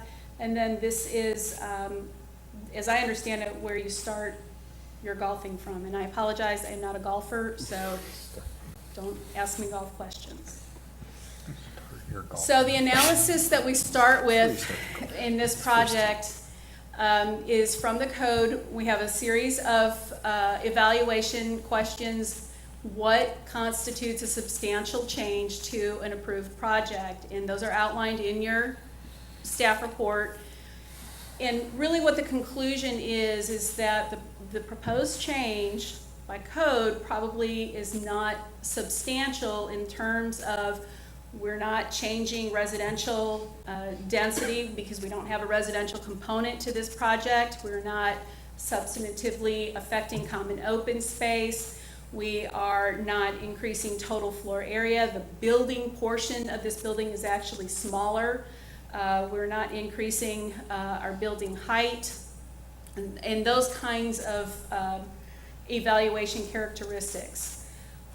We do have some very specific development issues associated with this building that we, as staff, thought it was very appropriate to provide notice, to be transparent about the change that has been made to this building and the use of the building itself, that it really is a second event center on this property, to make it very apparent to everybody involved that it's a second event center, that there is now an outdoor patio space that is fully intended to be used, and that the parking of golf carts is really kind of secondary. So we looked at the change of use, the outdoor activity, the parking, where carts are parked or stored, and then lighting associated with that outdoor activity. So change of use, the event center. When we calculated and looked at the project, we did recognize that event center was an activity that would be associated with this, and we did look at that kind of initially, but really as a secondary use to the project. As far as the outdoor activity, we really did not anticipate that in the original approval. So this slide really is intended to provide an understanding of where that event center is in relationship to other residential properties in the area, and that we'll get to the noise here in just a moment. That patio space is anywhere from 150 feet to over 700 feet away from the nearest resident, and I've really tried to put that measurement to the property line, with the exception of these properties, which have some very unique parcel boundaries. This is measuring just a linear distance. This is not trying to compensate for what changes in elevations occur across property. The city does have a noise ordinance, and this is a piece out of that section, that it's unlawful for any person to continue, maintain, or cause to be made, continue any excessive, unreasonable, or unusually loud noise which disturbs, injures, endangers the repose, health, peace, or safety of other people, or ordinary sensitivity within the vicinity of the noise. Really, that language leaves it to be very subjective in that interpretation. I did check with the applicant, and according to them, there are some restrictions in how they operate the facility, and there are limitations on how they operate, and they have a requirement that the music is shut off on the weekends at 11 p.m. and weekdays at 10 p.m. It is an option of this body that you could impose an additional condition as part of this approval or revision to add a condition about noise or outdoor volume to this project, if that is something that would be responsive to the project. Sorry. Parking, we did look at the parking again, and there is a very extensive parking table that goes with this project. We look at it every time we look at a revision to this project. Parking is provided, right now it's constructed on Lot 1, Lot 2, Lot 4, and on the private street Birdie Way. This slide summarizes where those parking spaces are. Right now, there are 492 total parking spaces that are available, and that excludes the required residential parking, the golf course, and the 2 event centers require 332 spaces. So by code, by this calculation and what was approved for the project, there is available parking. I would like to make clear, because it has been a discussion with one of the residents, anyone who would make an attempt to try to use the cart path to drive a vehicle, or if the applicant or the developer would try to have excess parking on any green space or part of the golf course for excess parking, would be in violation of the project, and we would not permit that. They would be in violation, and we would certainly make that known to them. We also have another application that we are working with, and that the applicant has submitted, and that is on Lot 4. This is where they get a few extra spaces, and I know it's hard to see on this slide, but they are expanding the parking lot on Lot 4 to pick up another almost 40 spaces on that south side. So they have increased a little bit their parking to accommodate some of these changes. The cart parking, that was a specific question I asked the applicant to respond to. How many golf carts do you have for a golf course, and where are you parking them now? They do have some space in the current clubhouse. Where they are parking, there is a small garage space. They do park some under the deck, and then there is a maintenance building that they are using for some of that golf cart parking right now. And then this building will have some overhang space, so they will be using that as they need for tournament space. This slide highlights, this is where that maintenance building is at the south end of the golf course. This is where you tee off or begin your golf event. This is the existing clubhouse and that multi-purpose building. Lighting is another issue that we do look at. This is an elevation of the building. I think you have a copy of that in your packet. This is the enclosed portion of the building and the patio space. And what's not really shown here, I think, is that patio space, I think it has kind of a recessed, lowered portion to it, where this looks like it's all kind of on the same plane. These columns here will be topped with some lighting fixtures. Staff is still reviewing those fixtures. I've edited this a little bit because obviously we don't have fixtures on top. There is a photometric plan. The lighting levels are very low. I think the highest lighting level I saw was 1.6 foot candles. This is well within what our lighting levels are. This is lighting all within that patio space. So while the lighting does not extend beyond that, because it is in an area that doesn't have any lighting, certainly it will be visible. Whether or not additional landscaping is added in the future, that certainly would go to reduce some of that lighting. Presumably, the lighting would be turned off when events are not in functioning. Staff's recommendation is for approval of the changes. I'm happy to answer any questions. The applicant is here to address your questions and comments as well. Any questions for Sandy? Okay. The applicant? Good evening, Paul Warner Architects. I think Sandy covered a lot of the material. We really don't have a presentation.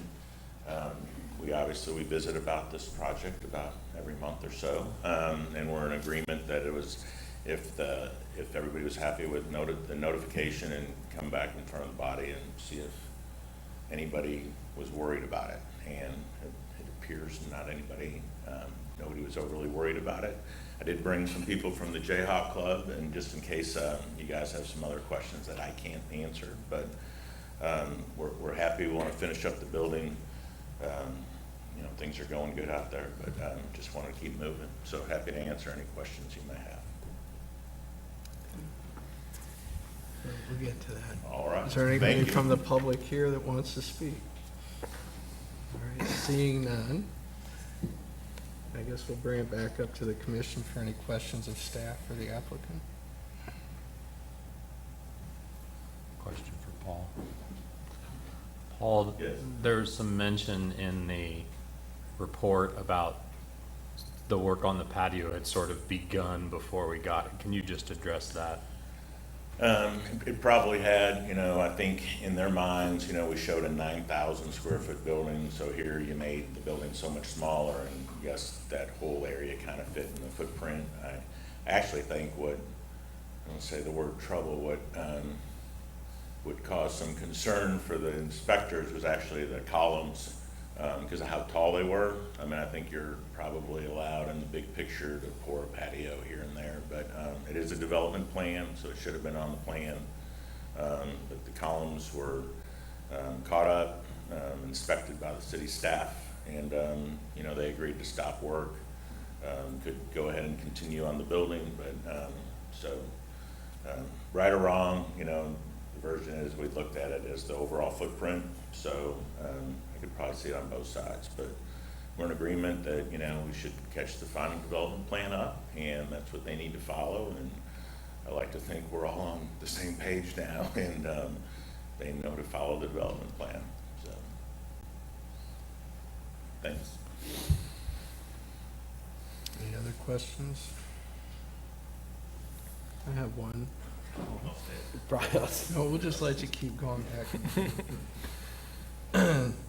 When this came up for a final development plan approval on March 15th of 2017, I'm looking at the minutes from that meeting. Commissioner Willie asked if the cart barn would be thought of as an event space or just used as needed. Ms. Rhea said this cart storage would not be an event space, but it could be used in the event of rain.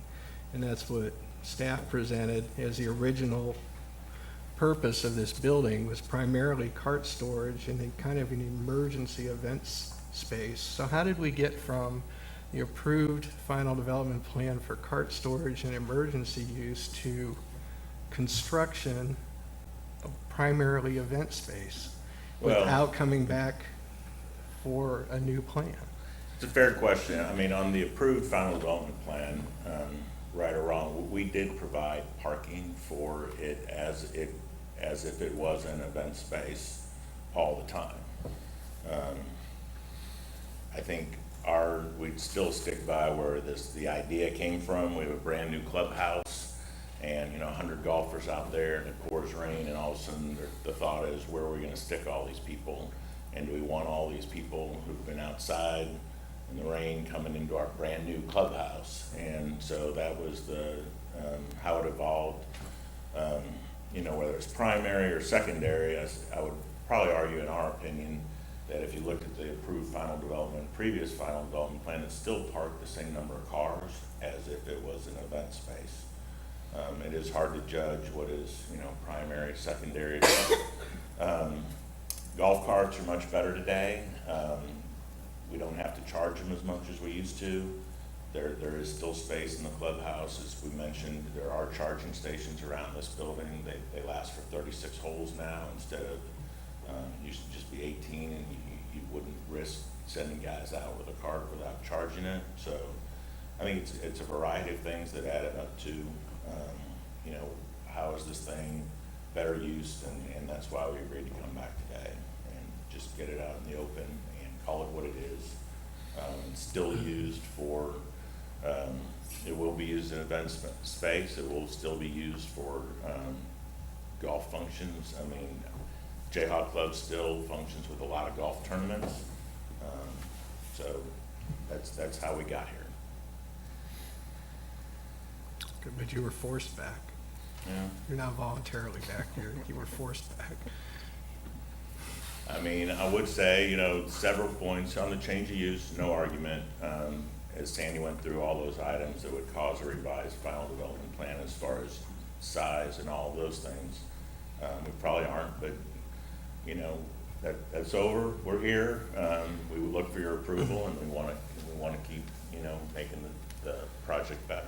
The other thing is these lots have been moved around so many times, and the parking numbers and the charts and the tables, it's hard to know which parking was for what building, in my memory. I mean, it's a little bit confusing, so I'm not really following that particular parking that was approved was for this as an event space. I can't really buy that argument because I don't think that was ever presented to us.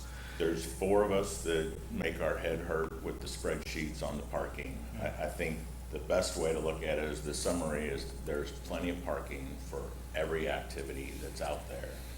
And probably would tell you that all of those, we're only reducing some of them like 10%, but my point is that we're parking for the pool, the event spaces, the wellness, all at the same time, and as if the golf course is full at the same time. So we think we're providing way more parking than we ever need. Staff's saying that that's correct now, but I'm struggling with I mean, if this. anybody, This is not what was presented used to this go commission. to the Penny Jones tournament, and cars would park down Cross Gate to 23rd and up the old Cross Gate all the way through all of the people's houses. That life has been made a whole lot better with the addition of Birdie Way. All of that now is angled parking both sides of Birdie Way. 100 of extra spaces just there alone. So I understand your concern, but parking, I'd like to think, we're in great shape. I guess, just to echo Commissioner Carpenter's point, I don't know that it's really about the parking for us. It's about, I mean, for me, I'm not going to speak for the commission. For me, it's that I was hoping to hear your answer to his question was, we recognized that we needed it for a different use, and we changed that use. We thought it was within the plan, but we realized after meeting with the city it wasn't, and we had to do it. I think that's where I struggle, is that we approved a preliminary plan. It sounds like it was changed, and then until you got caught or were forced back, then you came back. So to me, it's not so much about the parking. I mean, the staff has done, I'm sure the parking on this place is a headache. But that's why I asked my first question about, so I'm going to ask Commissioner Carpenter's question again, not about the parking, but how did it change from being, what was the impetus? And is it more events? You're having more events and you're seeing, wow, we're going to need more event space. Or we didn't think, we thought we needed the cart space and that cart storage, and now we don't need the cart storage? I think it's a little of all of that. Okay. I think there's no argument. We thought we needed it. We did some other changes in the main clubhouse that helped free up some other space there. A separate location certainly is better than trying to run 2 or 3 or 4 events in the same building. So I do think, I think it's a combination of all of that. I like to think that's a better version than getting caught. I think it is, to his credit, I mean, it's a great looking building. There's a whole lot of different cart barns that don't look that good. So they're there all day, and as you see things evolve and what we need and what new staff needs, and so I think it's a combination of all those things. I do appreciate you coming back, but I would respectfully disagree with you, and I will jump on board with Commissioner Carpenter and Commissioner Kelly. I don't think it's as innocent as, frankly, that you're trying to portray.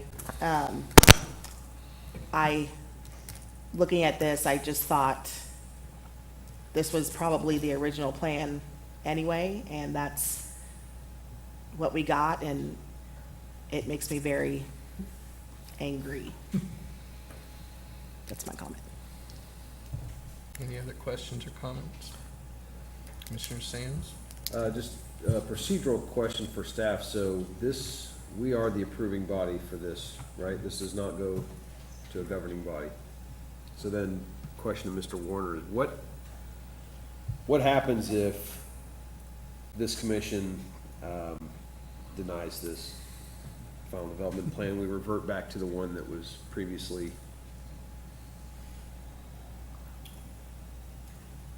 Oh, I don't know if we really want to have that discussion today, but it is site plan for an event space with an occupancy based on that building today. May I answer that from our perspective? The significant change to the plan is the outdoor activity area, okay? There was, and we believed all along that this was a cart barn which served as emergency shelter for golf events taking place. That's how it was represented through the entire part of your review. So when, and we had worked through several iterations of the plan where there were some presentations of some outdoor, semi-outdoor space with the building design. We said, no, this is a cart barn. And we started being suspicious at that time, I would say, from our perspective. But we eventually landed on a building plan, a building design that complied with the plan. And the real significant part is that concrete area that was represented as cart storage, flat concrete, cart storage, as you brought carts out of the barn and prepared them for the day's golfing adventures. So we had gotten all the way through the permitting process and building process when our inspector noticed the columns going up, and which was not on the plans, obviously. As I recall, it happened to be on an iteration of the plans that we denied, that we did not accept as being compliant with the final development plan. So we immediately stopped work and began these discussions about coming back through the final development plan process. And in our discussions, we said, you know, let's be transparent about what's going on here, give notice to the neighbors, because that significant change was the outdoor activity, the ability to do music and have that glass clinging and the noise and all the activity 150 feet away from a residence. And so we wanted to make sure that those people got notice of this change in use, this switch in the use that was presented originally. So, to answer your question, if you deny this, we go back and we don't sign up, we don't give occupancy for the building until it's designed according to the plan that we have approved, which is for a flat concrete area and no outdoor activity. And then we would do our best to enforce the use that's been approved.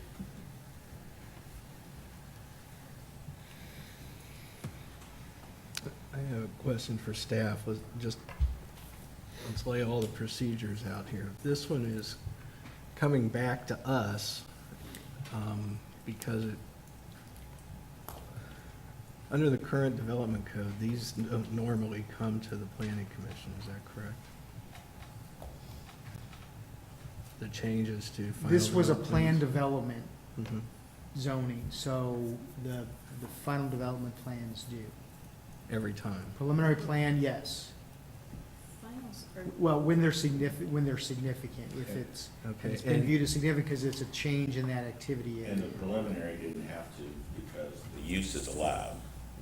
That's why it's just a revision of the final. So, one of the meetings that we talked about this total development, Mr. Warner made the statement about the plan we were voting on that night was probably not the final one. There might be 2, 3, 4, 13 Never bring more it up final again. development plans after that one. And from what we were, during the staff presentation, those triggers that require review are 5%. So each time you do a new final development plan, you go up 4%. Can you do another one after that for another 4% and another 4%? We're way past Or that. where's the baseline that we get that 5%? I think it's incremental changes, but I mean. It's based on the preliminary. Yeah, it's based on the preliminary, and it's also, as you see here, some of our discretion to bring it to you, and we think that it's been that it's so far off the representation that you all looked at, that it demands your look as well, your review. The point about how many development plans is that it's still 58 acres or whatever. It's a big piece of ground. And that's why the parking has been so confusing, because every time one of those is brought in or divided or another use is pushed onto another, it changes the whole parking matrix. But- Yeah, the most significant thing from our perspective with parking is that, if you recall, at the time we were doing the multi-dwelling, was that we weren't using, that they were zoned out so that residential and the activity of the golf course club, the club were linked up, connected. That's just the new drawing of the building. Any other questions? Commissioner Kelly? So let's talk about noise, because I think it seems like most of the other concerns in the letter addressed. I'm glad you brought the folks from the event center here, so I hate for them to come and not talk to us. Tell us what's the earliest we should cut off noise for a project that, because we can put that contingency on it. I mean, the 10 PM weekdays, 11 PM weekends, seems pretty consistent with other activities. You know, that facility's been there a long time. We used to not put occupancies on patios. They've had tents out there several times. I belong at a different country club, sorry. That, I mean, you have a big member guest tournament, they have a tent outside and have a live band, and you can time your clock by it at 10:59. You know, the band knows they're done. At any given time, Sandy is right, you know, our noise ordinance, we have one. It may not be the best worded ordinance. It's awful subjective. They've had, I'd say too many complaints, but sometimes with the pool, they have music around the pool. So I think, you know, they're learning to manage it and want to be respectful to the neighbors surrounding the course. We think those times are appropriate, but you know, your point, and to Sandy's point about the noise ordinance, somebody can call the police anytime they want. I mean, it's 7 o'clock, you know, and what is too loud to some people is not loud enough to others. So, you know, we want to manage it, and we think they're going to be good neighbors, and think that's the goal of the project.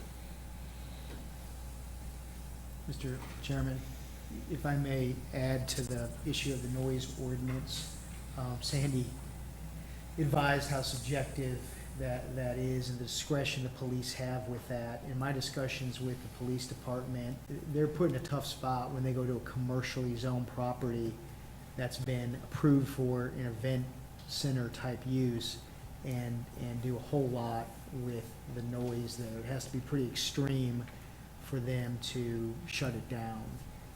Versus a party at a house, for example. So they do take that into consideration, and our decisions on land use can affect their discretion out in the field.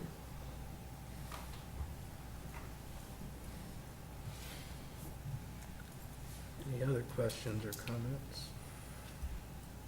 Commissioner Carter. A question for Mr. Werner here. We're talking exclusively about changes in the design of this one structure. Are there any changes of any type to the document aside from the design of that building? You know, between the final development plan that was approved in March of 2017 and the one that's before us today, anything that's not directly related to that building? It really is about the footprint and the patio, and to go even a little further with Scott, we've looked at where I think the columns came from. At one time, the footprint was that big, and we had a roof over the whole thing, and that was more concern because that really was wide open. Not as much about the columns, but that what's going on underneath this roof and stuff, and so we didn't take all that off. But okay, I just mean there's lots of other text on this plan. It's about the outdoor space and the columns. So there's no other changes to any other text on the plan aside from. I mean, I don't want to get caught in a. I mean, the cart paths may not line up. You know, a couple of the trees may not line up, but it's about the outdoor space. Part of the review that I do, and particularly with this particular project, I look at every note. So I go through that. I go through those tables very closely. So I feel very confident that it's what it's supposed to be. And quite frankly, I'll look at it one more time after this meeting to make sure that everything is still what it's supposed to be, what it's represented after this meeting. So the things that change, you know, I'll have updated building elevations that go with the final plan. So we'll have the site plan that you see, the building elevations, photometric plans that become the final document, because this document replaces the last final development plan. So, okay, so it wasn't sure if it was fair to address that to you or to Mr. So we're making sure that we've got those things. So I'm not being surprised that there's something on there that I didn't expect. So we looked at the cart path. You know, there were pieces that in the approved plan, that cart path was connected to the building. In this version, it was not. And we checked with fire department to make sure that they were okay, because that was part of how they were serving initially in protecting that building. They're okay with it because that building is sprinkled and protected, and they still have the kind of access they need to get to the building. So we've looked at those kinds of details. Thank you. Anything else? I have another question. Commissioner Kelly? So what time does the pool close down each night? I don't know the answer to that one. You want to answer? Yeah.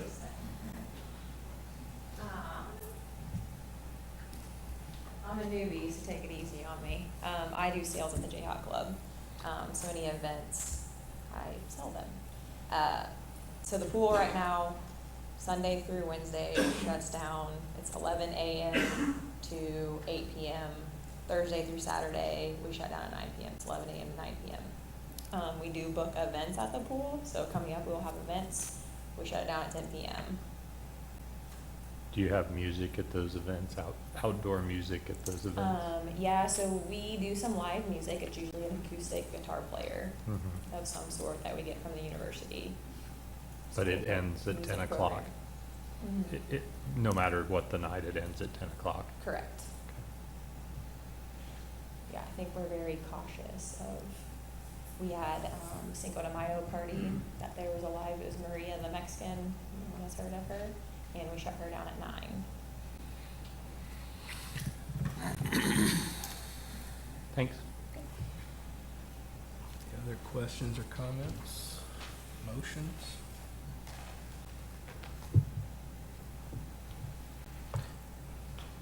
I'm going to be supportive of a motion to put some limitations on the noise for this outdoor space. Our original plan was for secondary event space and for cart storage. We had a lot of people here that night when we talked about that. I think Mr. Warner doesn't want to talk about what would happen if we deny this item. They're 80 to 85% complete on this item.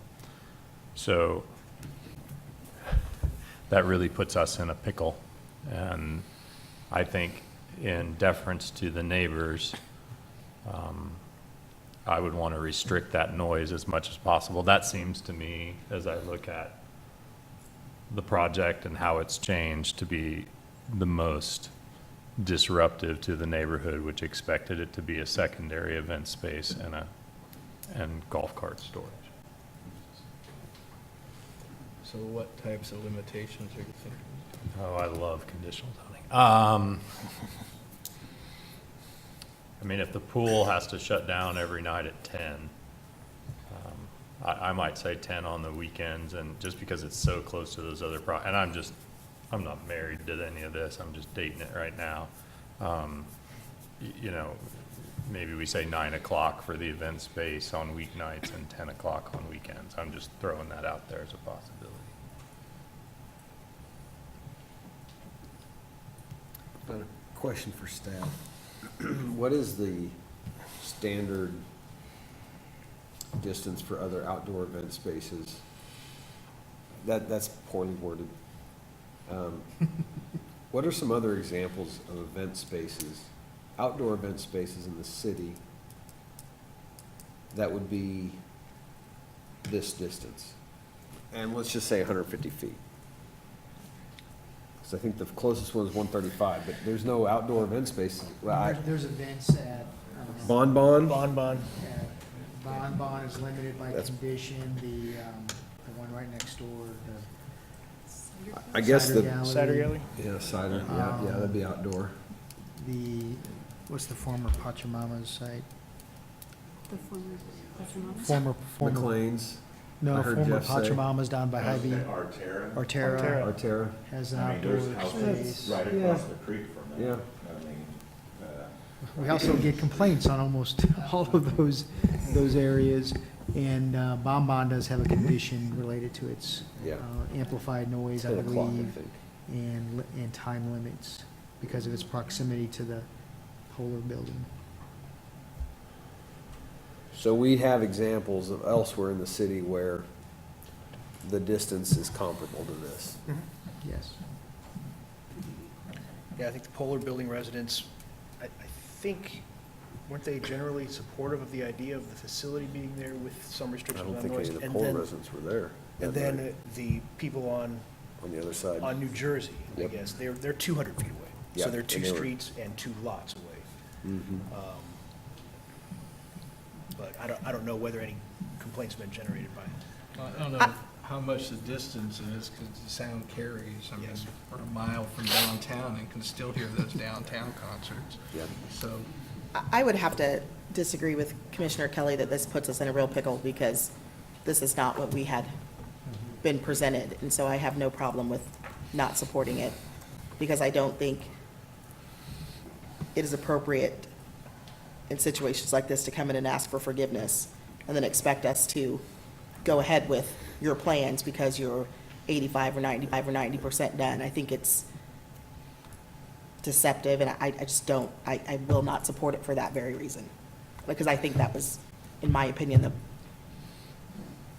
what it was gonna be all along.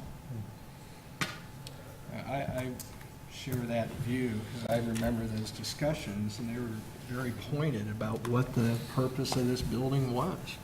And it was an emergency space. It was not as even presented as a secondary event space. It was an emergency shelter space, and primarily a cart barn. That's how it was presented to us in March of last year. And don't see what's changed other than the construction was caught. I'm very happy to see that the city saw this, found it, and stopped it so that it could be reviewed again, because that's what the code enforcement and the building permits are all about, to make sure that there's compliance with the plans that had been approved. And when they found non-compliance, they stopped it and brought it back. So this is really, to me, whether we stay with what we agreed to before, or if we say, oh, it's okay, just go ahead and do what you want, and if you get caught, say, oops, sorry, we thought we were doing the same thing, and then try to get us to approve what's happening now. So I'm gonna have a hard time voting in favor of this tonight.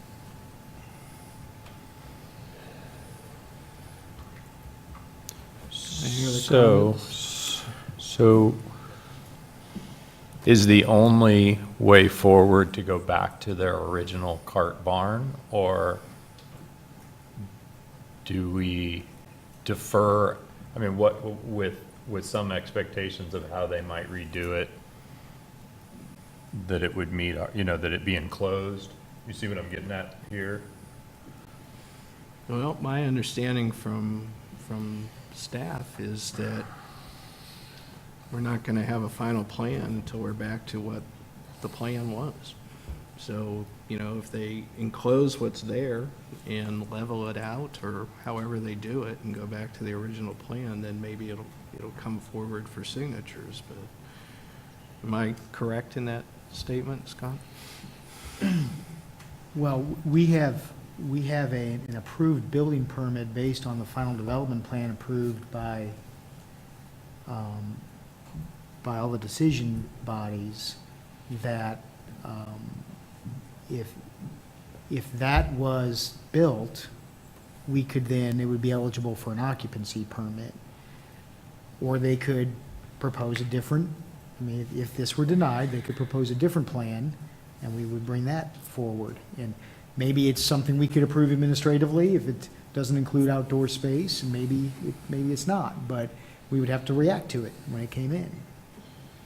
Is that the question? Yes. I'm not sure, okay. Yes, that was the part that Yeah. I didn't state, it's the final occupancy permit that would be withheld until it complied with the plan. So maybe Scott can elaborate. We have a permit for the building. We're working on it today. That is not stopped. The city issued a permit, it gets inspected.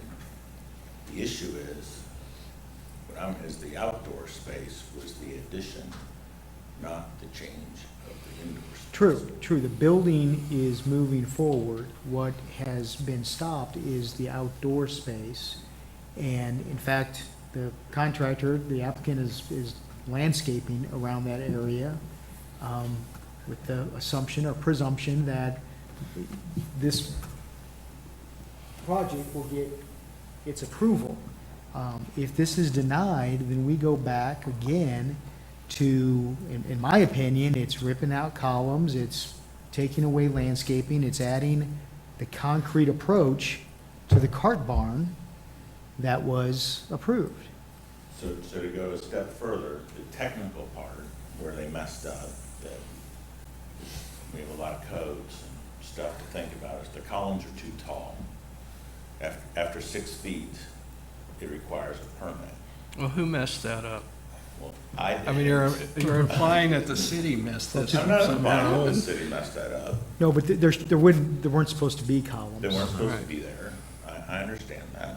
I mean, I'm not trying to defend where we're at today. I just want to be clear on where we are, that the building has a permit and they get to work on it every day. And it is close to being done, that it's about the outside space. And they are right that we have, you know, the staff at Lexington add on more sees, you know, an opportunity for a great space that as it evolved and they look at it and see other uses for it. And that's why we think it is unique and it's a good addition to the club. And that's why we, you know, whether we're forced to or not, are bringing it back to have the discussion. If it's about the time, I mean, there's no argument the noise is a valid concern. We submit a photometric plan for a patio. I'm not sure we've seen many of those. The lighting levels are next to nothing. Very low. I think it's appropriate. You know, how most of these events, and again, they can elaborate, or we have Lexi up here. You know, let's say you get married outside, well, the indoor event is where, you know, the reception is. We have not the best weather all the time for outside receptions, but I can see having a wedding outside and moving everybody inside, and that's where most of the noise would be. In Lawrence, you know, outside space isn't always, certainly not 100% of the time around this year, so I'd really rather see, you know, if we can focus on what the issue is with the outside space, time-wise, noise-wise, and see that as a solution. So one of the things that I like about Planning Commission is that sometimes I come here and get my mind changed. And so I appreciate Commissioner Butler and Commissioner Carpenter. I'm sure Mr. Warner, he might not agree, maybe he'll agree. I don't want to set the precedent that we can approve something in a final, in a plan, and then the builder goes a totally different direction and then comes back to us and says, well, it's 80 to 85% completed, so we kind of need to get this approved and move on. I think that sets a really bad precedent. So I am aligning my thinking more towards where Commissioner Carpenter and Commissioner Butler are now in thinking about this fully. Any other comments, discussion, questions? Commissioner Strockoff. We embarked on this project together years ago with, and I believe I quote, a plan to save Albemarle. And I felt that's a worthwhile endeavor. It's important to the city. It's important to a lot of people in the Albemarle area. And that was the premise under which, as commissioner, I proceeded. I love outdoor spaces. Some of the outdoor spaces we've talked about here tonight, in comparison, are some of my favorite spaces in town. This looks like it would be very nice. I wish it were on the other side of the building. I wish it had been here before construction started. My inclination is to Commissioner Kelly's original suggestions about restrictions on time and noise. I am still inclined in that direction. but I struggle with the fact that this is already done to a large extent, and that we're in a forgiveness situation instead of a permission one, which is not the way this works. And that's, as you can understand, is where my struggle is. I want to save Albemarle. It's important. I don't think anybody doubts that. And I want great event spaces, I want great uses, and I want good development. And this looks like, this is a great project. A space like this has a spot, I don't know if it's on that side of the building, I don't know if it's on the other side of the building, but it belongs on our agenda at an earlier time, and I'm struggling with this for the same reason that Commissioner Carpenter and Butler are, is that this is out of order. And as much as I like it, and as much as I want to preserve and protect and save Albemarle, I am on the fence on this. I see Commissioner Sinclair has a thought. And this is probably, well, it is out of order for the way our meetings are supposed to go. But during the course of the discussions, and I've looked a little bit, I think before any vote is taken for certain, I should probably abstain and leave the room. I should have done this earlier, but I just didn't make the connections between property record and in my current place of employment. But I don't think that, certainly as we move towards the vote, I should really be participating. I should have caught this earlier to leave. But before any further discussion is taken, if it's okay with staff and with the chair, I'd like to leave and go in the room over there. Okay. So we have one abstention. Any other discussion? Questions? Thoughts? Motions? Commissioner Sands? I'm not even sure which side of this I'm gonna come down on. I do definitely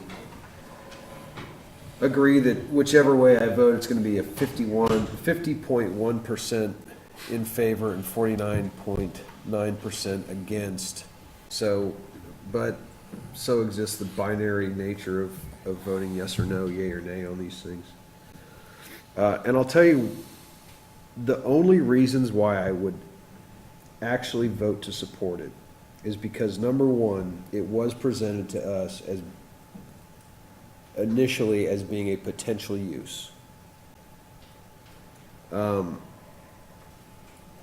That makes me kind of still want to vote to support it.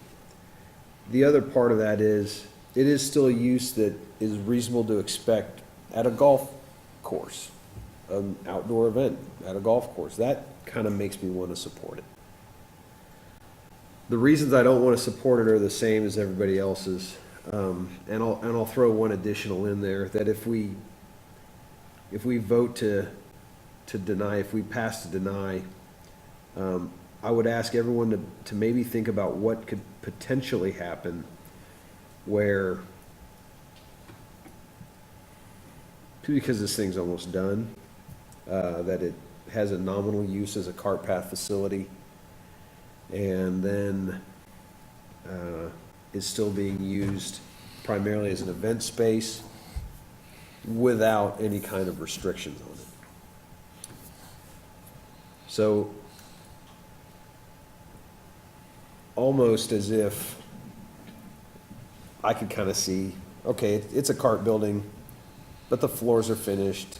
We got drywall up, and we're going to put a cart charging station in the corner of one room, and we're going to say that it's a cart barn still, but primary, and we're going to say secondary use still, but it's really going to be primary use as an event space. And now we're in a situation where we don't have any restrictions on times to shut down parties, etc. I don't know where that leaves me. Again, I'm still 50.1% one way and 49.9% the other way. So I know it's getting late, but we don't get noise complaints, so we can go all night. And I'd appreciate some sort of discussion on that. So here, I'll offer you maybe something Please. that will push you in a different direction. So, for one, yes, it was an event space, and yes, they're still using it as an event space, but they're using it as an indoor event space, and this is an outdoor event space. And second, I think it's on the applicant to come back with I don't think this is either we let them do this, or they have to do the original plan. I mean, they may come back to us with another development plan that we could look at. So, I mean, that's up to them. Maybe there's some way they can do it with the columns. Maybe there's some way they can make this work in which we feel, well, that's close enough. But right now, so yeah, I think that gives us a few more options or gives them the options. What about restricting the outdoor use for the hours of daylight only? And if it's gonna be used as an indoor event space, then nothing happens after dark. I mean, it could be a smoking patio, could be an area to gather, take pictures, but other than that, but then how do you enforce that even? I'm sorry, I'm exploring out loud, which I I shouldn't don't know do. if it's up to us to design a new plan, but. True. Commissioner Carter? I have a two-part question. One, as possibly the only commissioner who was not here for the first round of discussions. I have a question, I'm not sure whether it's for staff or for the other commissioners. What was the nature of the opposition that was expressed from neighbors? Was it specifically directed to an outdoor event space? I don't recall any opposition. There was no opposition to the project at all. Okay. I thought I understood that, and Well, then, there wasn't opposition because it wasn't represented. There was no outdoor We don't know if space. there was opposition. so, because- and another. We do know that there's no one here tonight. And Yeah, but we are, so let's get an answer. So my other question, so I guess the second part of the first part is, you say, Scott, that this was a use that was initially, on a plan that was initially denied? That there was, For the, Revised. through the building permit process. I see, okay. Not the final development plan. Okay. So the final development plan for this was presented as the cart barn, as an emergency shelter area. I don't recall that there was much discussion from the community. Now, to be fair, the whole reason we're here tonight is because we wanted to put notice out to the folks that would be affected most. So we hit every property group that Sandy showed you with the notice. Okay. And, I mean, that is a factor tonight, to be fair to the process, that no one has, you do have communication in your packet. Right. So there has been some communication of concern. We can't discount that just because they're not here. Sure. Okay, thanks. And then I guess, so the second part of my question is, if we were to deny this evening, is the construction of the columns really the only thing that violates the permitting? I mean, is it the height of the columns? No, it's the design of that area as an outdoor patio space versus an access space for carts. Okay, thanks. I mean, look, this is gonna be messy from here forward anyway, okay? It was a bait and switch. It wasn't designed, it wasn't implemented the way it was intended to be, the way you all approved it. So it's going to be a challenge to get it in line with that development plan, but we will do our best to do so, if that is the will of the commission. Or there will be alternative plans submitted perhaps that try to take up the intent of what the planning commission is trying to do. But it is very hard to enforce outdoor space, as you can well be well aware, in terms of even limitations, but limitations do help. Where we do have them, at least we have something that we can go enforce against. But to me, I think it is about designing that that space for more of, it was really utilitarian space, right? It was to prep carts. We've all been golfing, probably even Sandy has seen. Sandy hasn't. Even Sandy sees where you know, you can look down to the nitty-gritty parts of the golf course and see the golf carts being worked on and fueled up and things. And so that was its intention. That's changed now. I would, from what I'm seeing from the building being constructed, it's not a golf cart barn. It is an event space. It's the finishes that we're seeing in there with the tile and the electric and the furnishings. It's an event center space. And so as we discussed this infraction of the development plan that we stopped work on, we had those discussions of change the plan and go through the process, and the process will yield the final decision. With that in mind, there's a comment in the staff report that points out there's no kitchen facilities. Does that make a big difference one way or the other in anything? Or is it just stuck in there? We anticipate that there will be, from what we're seeing from the building, there will be areas for at least catering. You can maybe answer that? So what we would do in the area for food prep in the barn, in the outdoor building, would be, everything would be cooked in our kitchen at the clubhouse, and we would utilize it to keep food warm. There would be stations, you know, I don't know everything about food and beverage, but we have the big tin things that you use to slide in trays to keep food warm down there. Nothing would be cooked or prepped down at the multi-use building.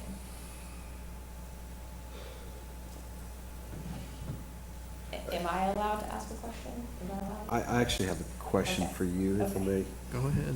Is there any other outdoor event space on Jayhawk Club property? We Other have than the had, pool? there is, a patio off of the wellness center. I wouldn't say it's an So outdoor there's no other event outdoor event space. space? Okay. No. Thank you. All right, any other questions, comments? Where are we? Motions?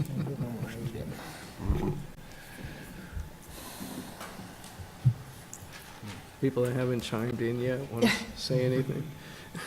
Well, can I ask what concerns of the noise, like what you have of the noise at the space? Like that what I would be selling outdoors, or what we'd be performing outdoors at the space? Well, I don't think we're to that yet, and that would be another down the road, but go to Commissioner Payton first. I mean, I like what I see and what I hear about what it is, and it being an event space, and it sounds like it'll be a great space.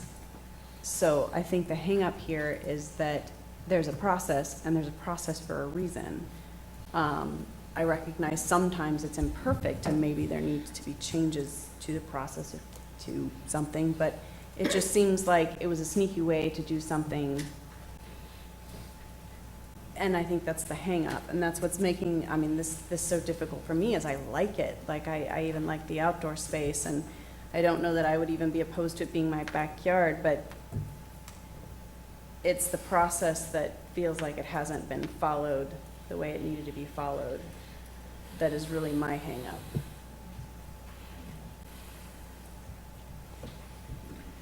Commissioner Weaver? I kind of agree with Commissioner Butler about being angry about the whole situation. These are knowledgeable contractors. They've been around the city for a long time. We've got a great architect doing the project. They should have known that if you deviate from the plan, there's going to be some discussion about it. And I'm uncomfortable with that. I'm offended, to tell you the truth, that it would come in now after all this additional money is spent on columns and landscaping and all those things, and almost assuming that, well, we'll just say, well, it's okay, it's no big thing. But to me it is. We spent a lot of time a year ago going through this thing and trying to get the space right. And if the shoe was on the other foot, and if we'd come to you now and say, oh, wait a minute, you have too many fine finishings in this cart barn, you can't do that. We're not changing our mind. You've changed yours on what you plan to do. So I'm uncomfortable with it, and I'm on the downside of this, so.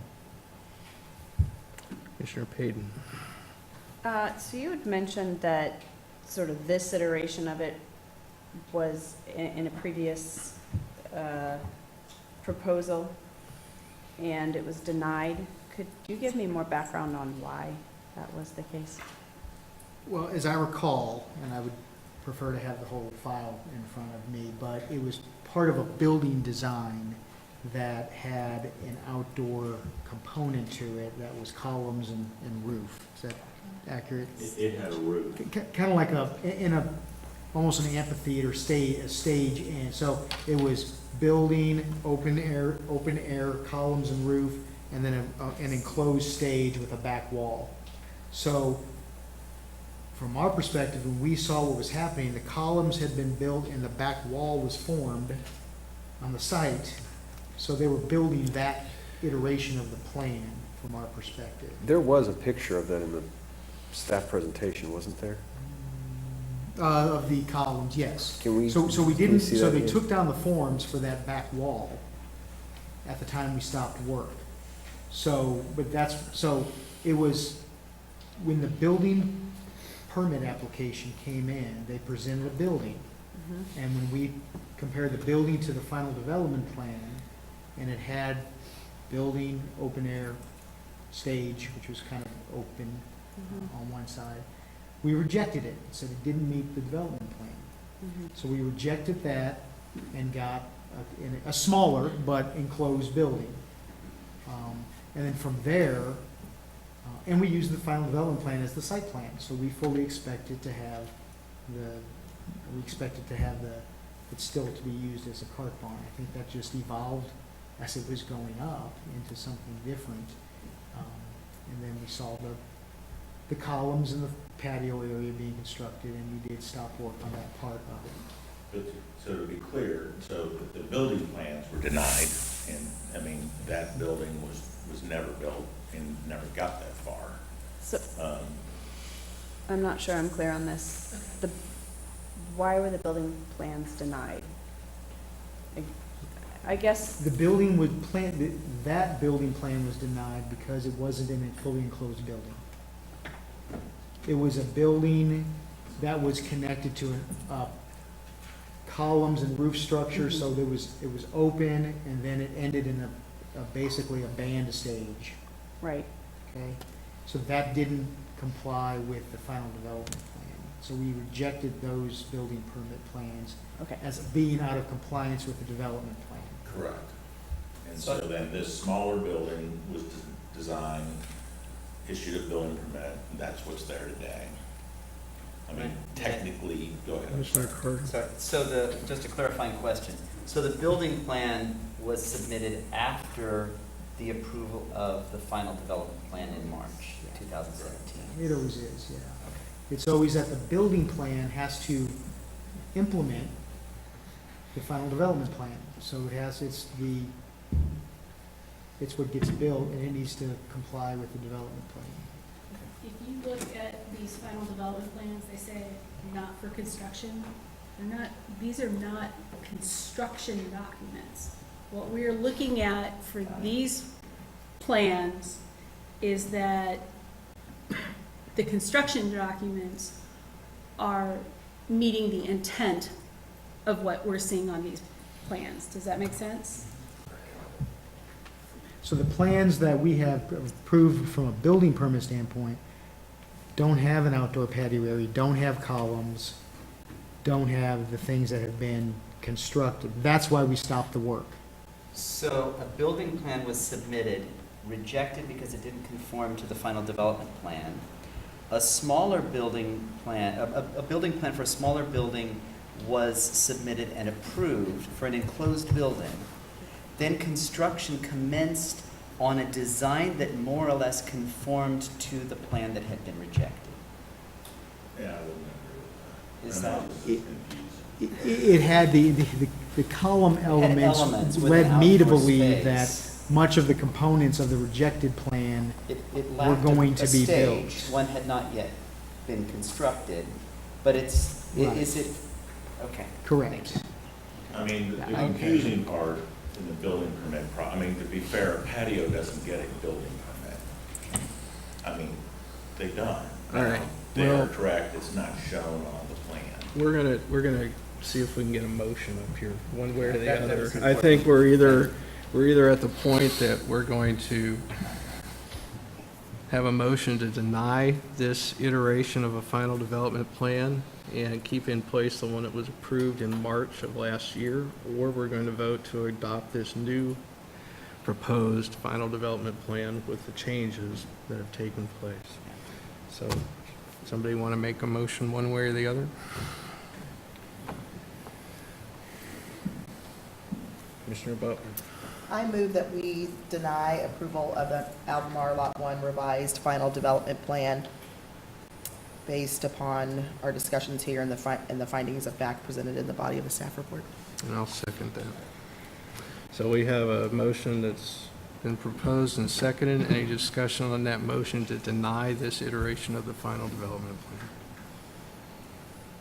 Seeing none, all those in favor of denying this plan, raise your hands. It's denied 8-0 with one abstention. Commissioner Sinclair is abstaining.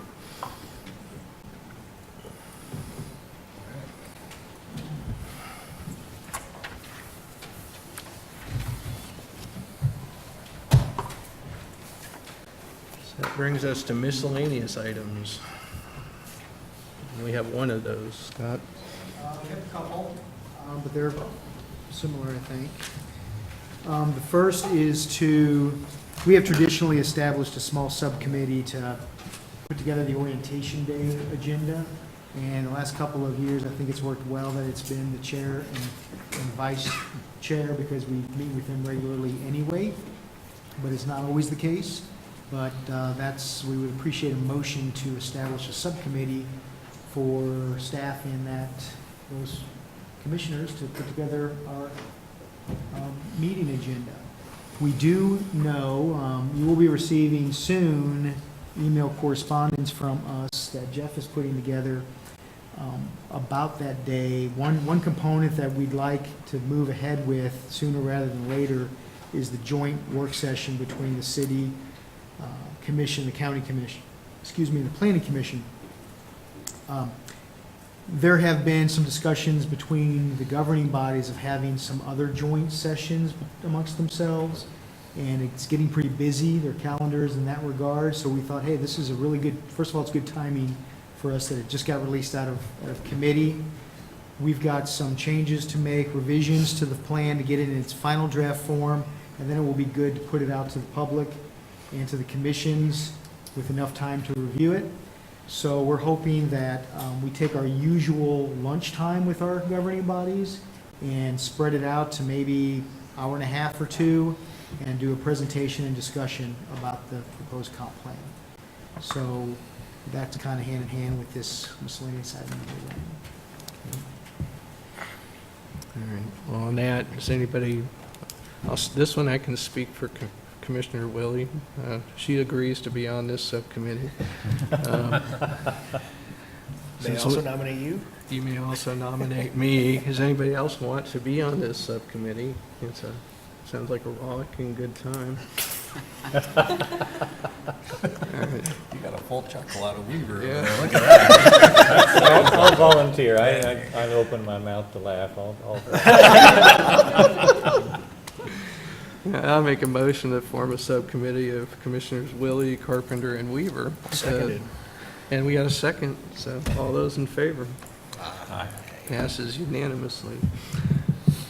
Miscellaneous item number 2, mid-month and holiday schedules. Yeah, if you have the ability to get to your mid-month calendar, you'll note that we made some, if I can get to mine, some revisions, just some heads up on a few things.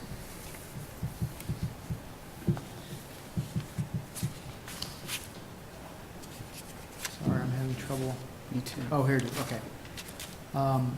So in August, we're tackling conditional zoning again. Yes. It did have its day at the city commission, and they denied the text amendment with direction to go back and keep talking about it, and we've got some ideas. I know the current chair Carpenter has some ideas to bring to the table, some discussion points. So we're going to do that in August. September is good timing to talk about the scope of the downtown master plan. We wouldn't have done much with it, but I want to advise you on what to expect, as we should have a consultant by then on board and kind of what to expect there. We will have the final housing study in our hands by then, and in fact, the night before, the housing consultant will have spoken to the city commission, so it's a good time for us to talk through that. We have October is being replaced with our orientation day, which is a Friday, and then we typically cancel November and December just because we're backing up the schedule. And I want to talk a little bit about that part too, because in your agenda, we mentioned, if you go up a page, we want to, in talking with the chair and vice chair, we want to be sure that after this October work session, which will be the introduction of the comp plan, we're likely to put it right on the November meeting for the planning commission to kick off the formal hearing process. And we probably want to devote a meeting to that, and then the second night's meeting to our typical applications that you deal with. So November, at the least, we'll probably have 2 nights work meetings, so I just want to make sure you get that on your calendar, because we have been usually just meeting on Wednesdays. And then a discussion about the December meeting. We don't know what's going to happen with the comp plan in December. It might go to December as well, but I would recommend that the 19th may be getting pretty close to the holiday week, so we may want to entertain doing that on our Monday, just plan on a Monday meeting, the 17th, trying to avoid that if we're not doing 2 meetings. So that's the direction I'm looking for, and that's all I have. I have a question about the housing study consultant who's going to be talking with the city commission the night before our meeting, for our mid-month meeting. You said They won't be at our mid-month meeting. They'll be at the Affordable Housing Board on Monday and the City Commission on Tuesday. and then, okay, but Then we'll present you the mid-month, yeah.